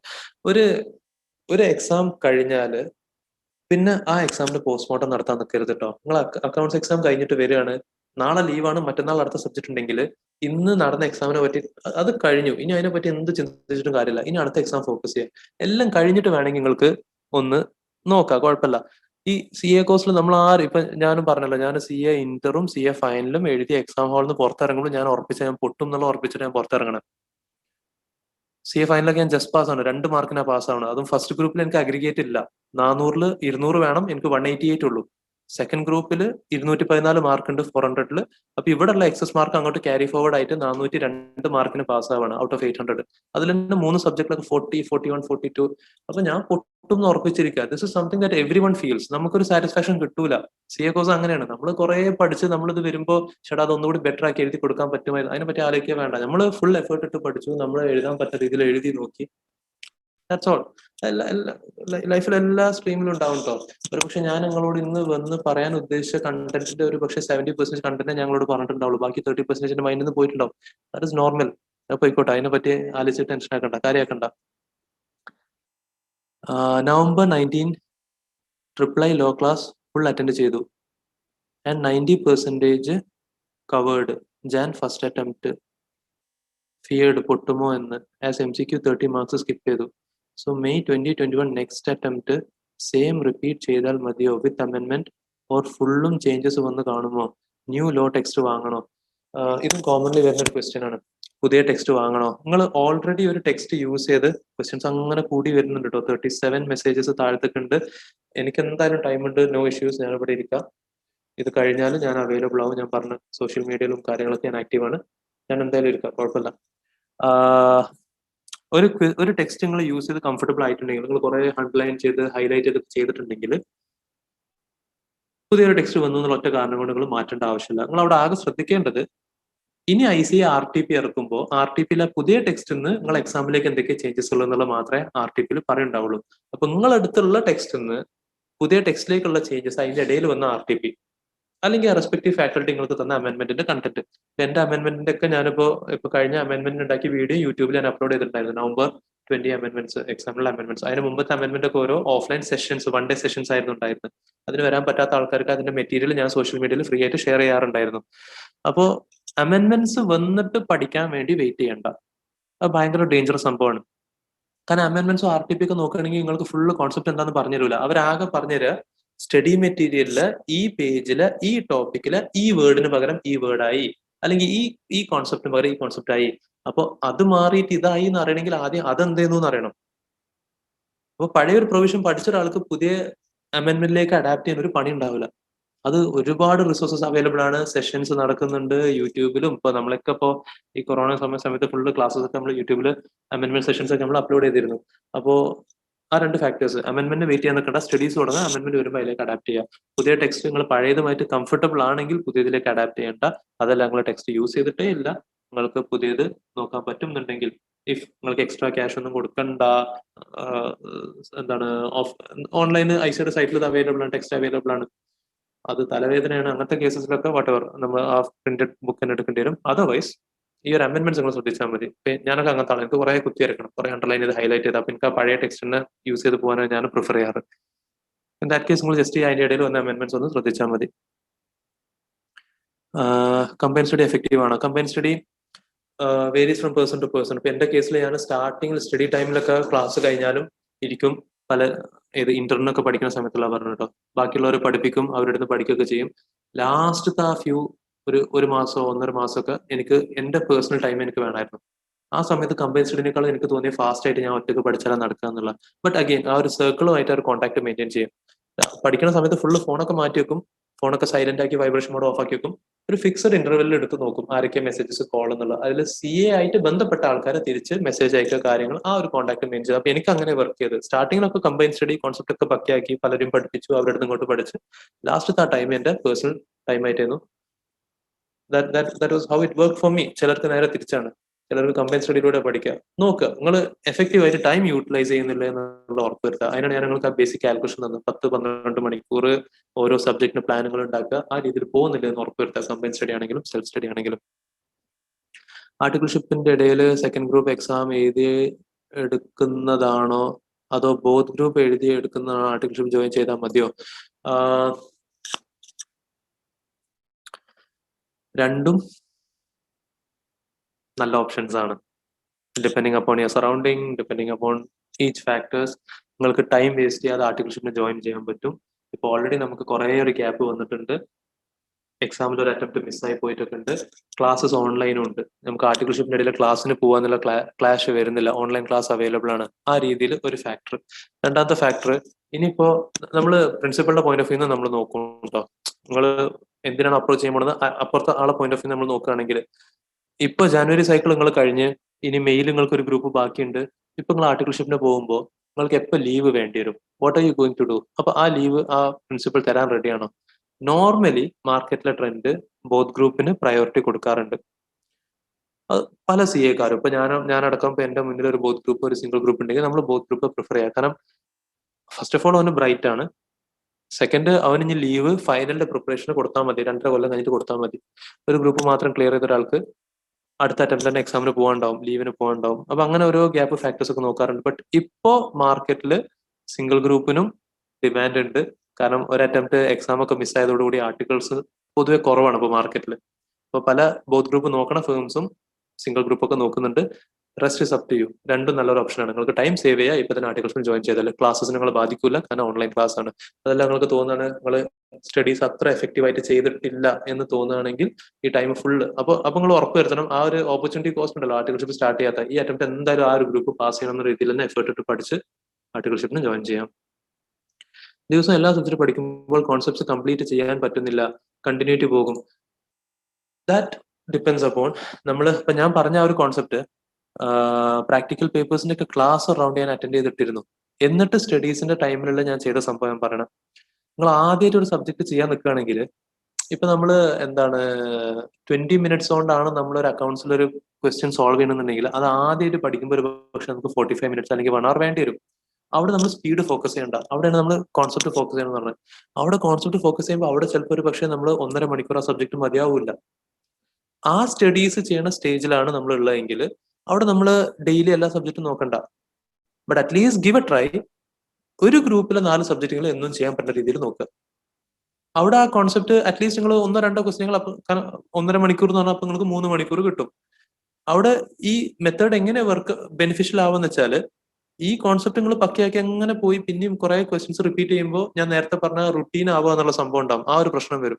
അത് നിങ്ങൾ ഇന്നൊരു 3 ക്വസ്റ്റ്യൻ ചെയ്ത് അല്ലെങ്കിൽ 4 ക്വസ്റ്റ്യൻ ചെയ്ത് നാളെ ബാക്കി 4 ചെയ്യുമ്പോൾ അവിടെ നിങ്ങൾക്ക് ആ ബെനിഫിറ്റ് വരും. നിങ്ങൾ ടോട്ടലി ഒരു സബ്ജക്ട് ആദ്യമായിട്ട് അപ്രോച്ച് ചെയ്യാൻ പോവാണോ, ഞാൻ ഈ പറഞ്ഞ സാധനം ഒന്നും നിങ്ങൾ നെവർ മൈൻഡ് ആക്കുക. നിങ്ങൾ വേണമെങ്കിൽ ഫുൾ ഡേ തന്നെ ആ സബ്ജക്റ്റിന് കൊടുത്തോളി. ബട്ട് ഒരു കട്ട് ഓഫ് ഡേറ്റ് വെക്കുക. നിങ്ങൾ ബൈ വിച്ച് ഡേറ്റ് നിങ്ങൾ ഈ സബ്ജക്ട് സ്റ്റഡീസ് കംപ്ലീറ്റ് ചെയ്യും, ബൈ വിച്ച് ഡേറ്റ് നിങ്ങൾ എന്താണ് അതിന്റെ ഒരു റിവിഷൻ പോലെ നിങ്ങൾ സ്റ്റാർട്ട് ചെയ്യും.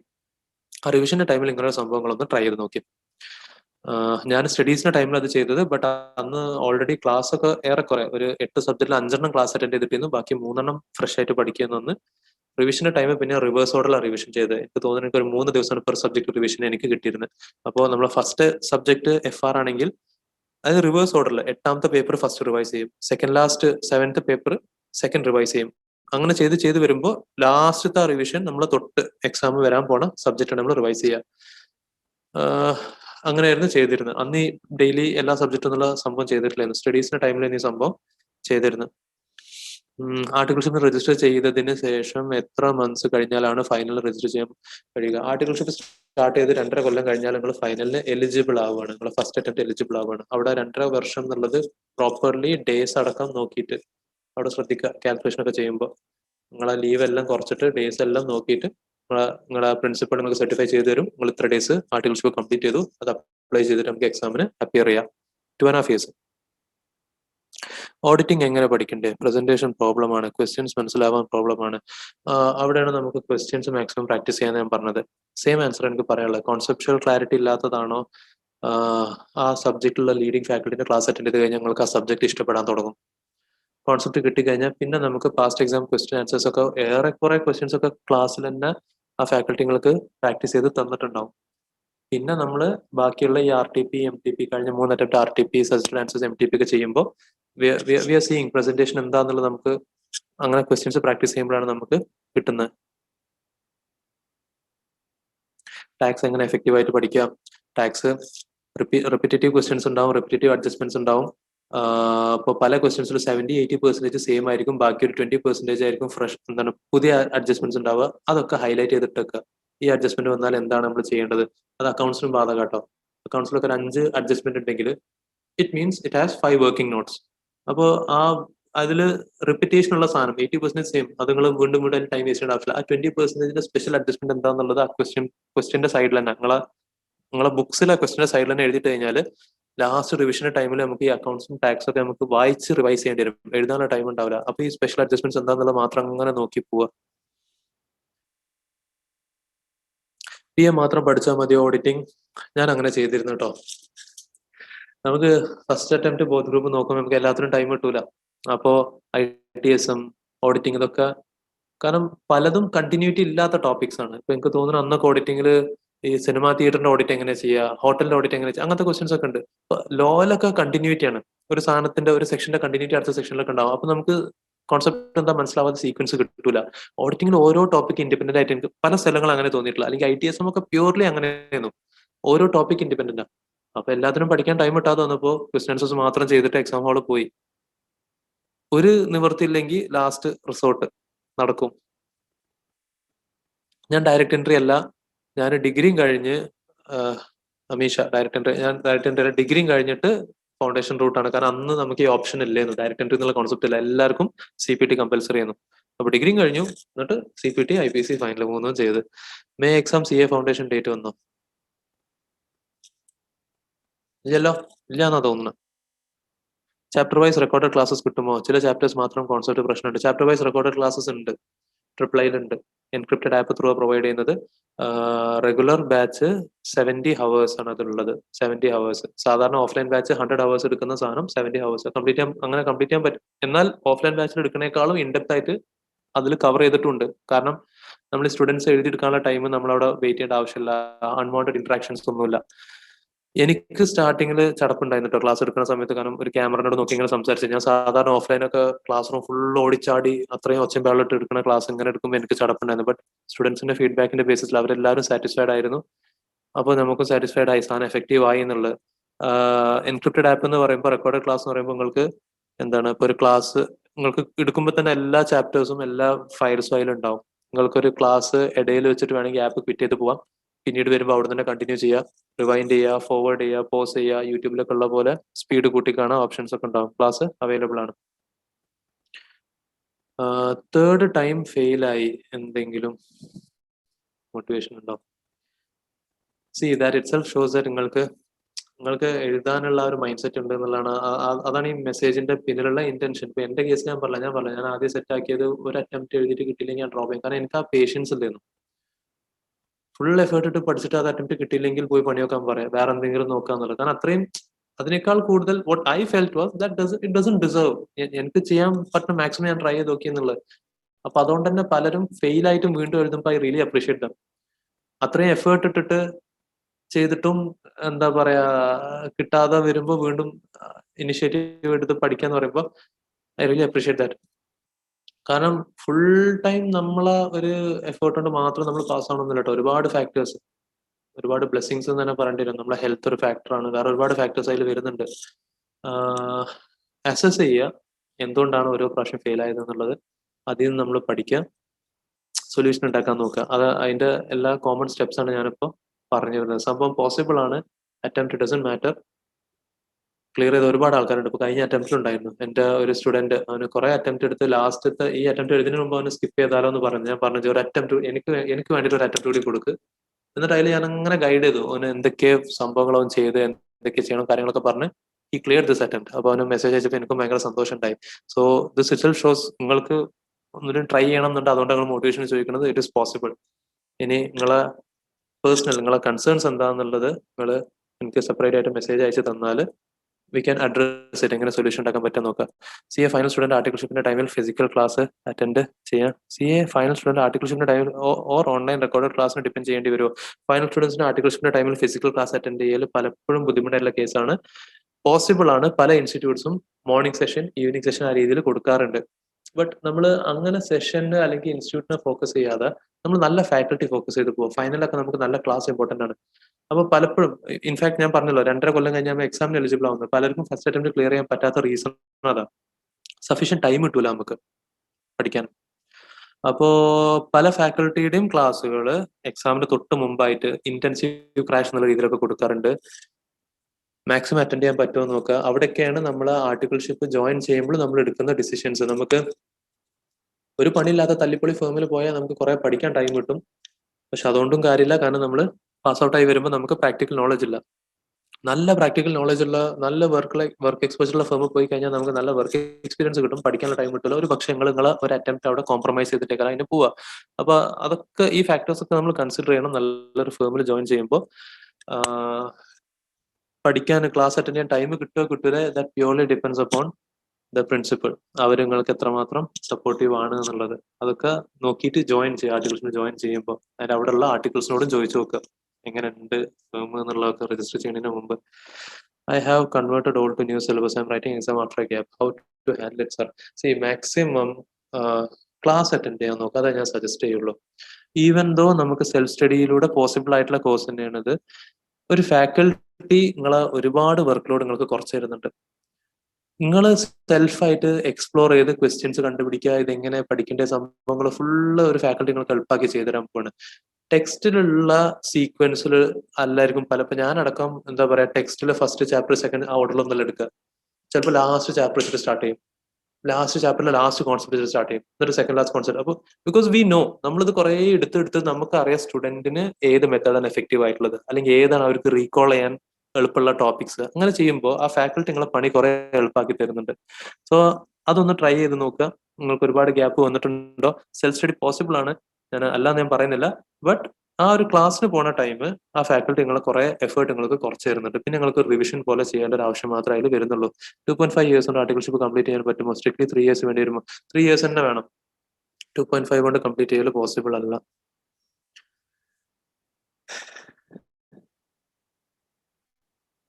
Do writing both group together affects paper valuation? I have heard that giving single group makes paper valuation tougher. ഈ നിങ്ങൾ ഈ ചോദിച്ച ക്വസ്റ്റ്യൻ ഞാൻ ഡയറക്ട്ലി ഞാൻ CA ആയി കഴിഞ്ഞിട്ട് ഞാനൊരു ഇവന്റിൽ പങ്കെടുത്തപ്പോൾ ICയുടെ പ്രസിഡന്റിനെ മീറ്റ് ചെയ്യാനുള്ള ഒരു ചാൻസ് എനിക്ക് കിട്ടിയിരുന്നു. അപ്പൊ ഞാൻ ഡയറക്ട്ലി അവരോട് തന്നെ ചോദിച്ചിരുന്നു, സാറേ ഇങ്ങനെ സംഭവം ഉണ്ടോ? ബോത്ത് ഗ്രൂപ്പ് എഴുതുന്ന ആൾക്കാർക്ക് എന്തെങ്കിലും ബെനിഫിറ്റ് ഉണ്ടോ സിംഗിൾ ഗ്രൂപ്പ് എഴുതുന്ന ആൾക്കാരും? അപ്പൊ അന്ന് സാറ് പറഞ്ഞത് ദാറ്റ് ഇസ് പ്യൂർ ബുൾഷിറ്റ്, അങ്ങനെ ഒരു സാധനം ഇല്ല എന്നാണ് പറഞ്ഞത്. ബട്ട് ഐ ബിലീവ് ഉണ്ട്. ഒതന്റിക് അല്ല ICA പറഞ്ഞല്ല, ഐ ബിലീവ് ഉണ്ട്. കാരണം അവർക്കും അറിയാൻ പറ്റും നിങ്ങൾക്ക് തരുന്ന റോൾ നമ്പറിന്റെ സീരീസ് തന്നെ ഡിഫറെന്റ് ആണ് സിംഗിൾ ഗ്രൂപ്പിനും ബോത്ത് ഗ്രൂപ്പിനും.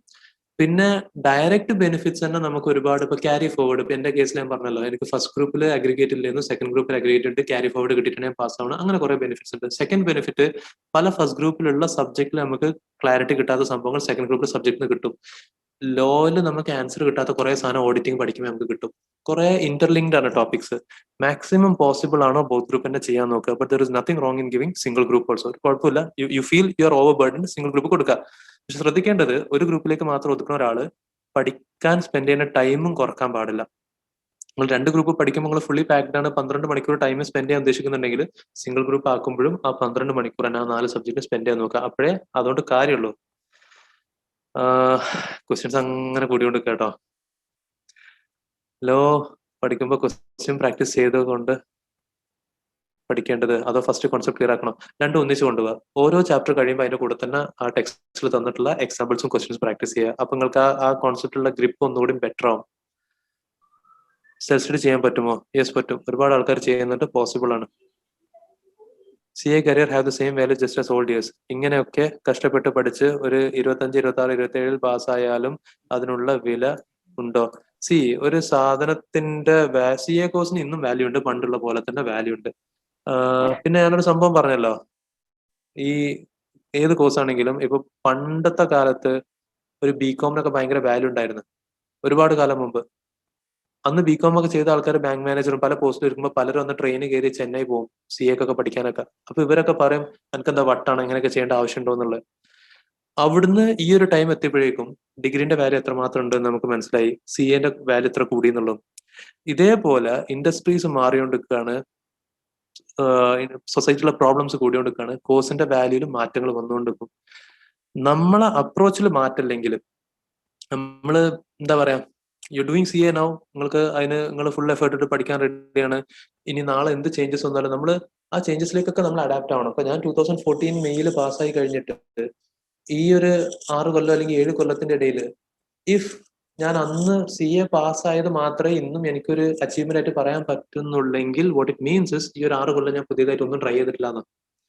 അപ്പൊ നമ്മൾ ഇൻഡസ്ട്രിയിലുള്ള ചേഞ്ചസ് അങ്ങനെ അഡാപ്റ്റ് ചെയ്തുകൊണ്ടിരുന്നാൽ മതി. നമ്മളെ കോഴ്സിന് ആസ് സച്ച് വാല്യൂ ഉണ്ട്, പക്ഷെ പുതിയ പുതിയ പ്രോബ്ലംസിന് അല്ലെങ്കിൽ ആൾക്കാർ കണ്ടുപിടിക്കുന്ന പുതിയ ലോക്ക് ഹോൾസിനൊക്കെ നമുക്ക് എങ്ങനെയൊക്കെ സൊല്യൂഷൻ ഉണ്ടാക്കാൻ പറ്റും എന്നുള്ളത് കണ്ടാൽ that has A value of its on. അങ്ങനത്തെ ആൾക്കാരെയാണ് ഇൻഡസ്ട്രീന് ആവശ്യമുള്ളതും. അപ്പോൾ കോഴ്സിന്റെ വാല്യൂനെ പറ്റി നിങ്ങൾ ടെൻഷൻ അടിക്കൊന്നും വേണ്ട. ഇന്നും വാല്യൂ ഉണ്ട്, ഇന്നും മാർക്കറ്റിൽ ഡിമാൻഡിൽ അത്രയും CA സപ്ലൈയിലില്ല.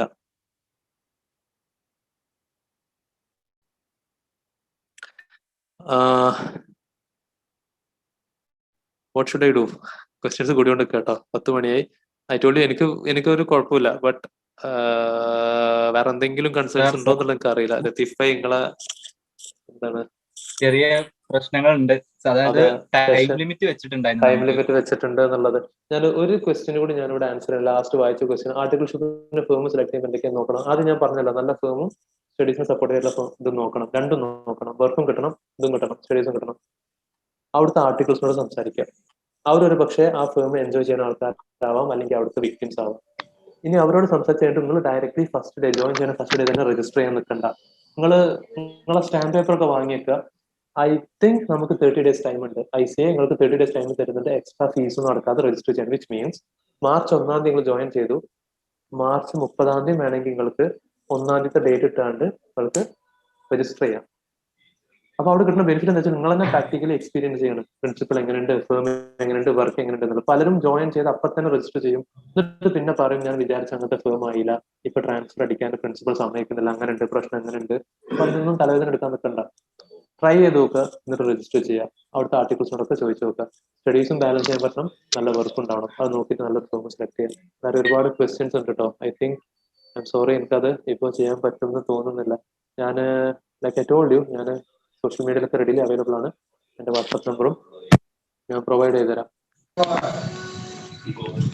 സെഷന്റെ ടൈം പറഞ്ഞാല് ക്ലോസിംഗ് ആവാറായിട്ടുണ്ട്. ഓട്ടോമാറ്റിക് ക്ലോസ് ആവുമ്പോൾ ഓക്കെ, നിങ്ങളെ വോയിസ് നല്ലോണം ബ്രേക്ക് ആവുന്നുണ്ട്. സെഷന്റെ ടൈം കഴിഞ്ഞാൽ ഓട്ടോമാറ്റിക്കലി ക്ലോസ് എന്ന് പറഞ്ഞ് എന്റെ നമ്പർ ഇവിടെ ഞങ്ങളുടെ ചാറ്റിൽ പ്രൊവൈഡ് ചെയ്തിട്ടുണ്ട്. വാട്സാപ്പിൽ ഞാൻ എപ്പോഴും റെഡിലി അവൈലബിൾ ആവും. I guess that's it.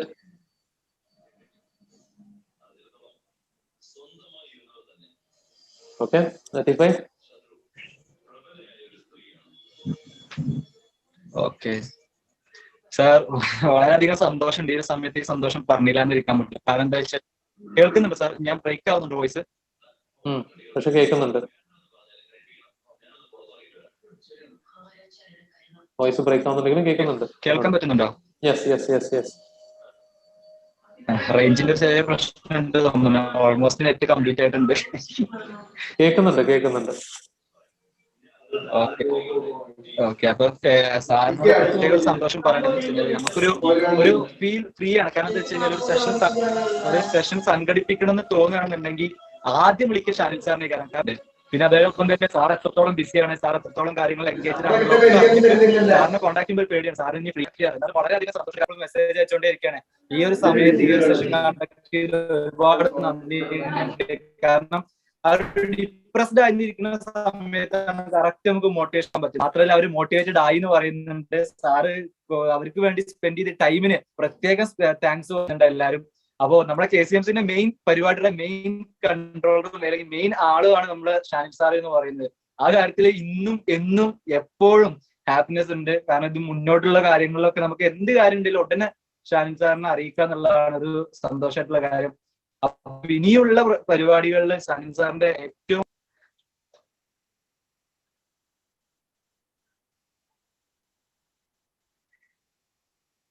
ഇനിയുള്ള പരിപാടികൾ, നിങ്ങളെ വോയിസ് ഇപ്പൊ ബ്രേക്ക് ആയി തോന്നുന്നു. എന്തായാലും ഇനിയുള്ള പരിപാടികളിൽ നിങ്ങൾക്ക് എന്തായാലും ഫുൾ സപ്പോർട്ട് ഉണ്ടാവും. തീർച്ചയായിട്ടും. അപ്പൊ സാർ നമ്മൾ വൈൻഡപ്പ് ചെയ്യാണ്. കാരണം നെറ്റിന്റെ ഒരു പ്രശ്നമുള്ള കാരണം ഞാൻ പറയണമെന്ന് ക്ലിയർ ആവണില്ല തോന്നുന്നു. അപ്പൊ ഈ പ്രോഗ്രാമിൽ പങ്കെടുത്ത ഷാനിൽ സാറിനും അതോടൊപ്പം തന്നെ ഈ പ്രോഗ്രാമിൽ പങ്കെടുത്ത മറ്റെല്ലാ സ്റ്റുഡൻസിനും വളരെയധികം നന്ദി അറിയിക്കുന്നു. ഇനിയുള്ള എല്ലാ പ്രോഗ്രാമിലും നിങ്ങൾ KCMSന്റെ എല്ലാ പ്രോഗ്രാമിലും പങ്കെടുക്കണമെന്ന് വിനീതമായി അഭ്യർത്ഥിക്കുകയും ചെയ്യുന്നു. ഓക്കെ, അപ്പൊ thank you. Thank you sir. Bye bye bye.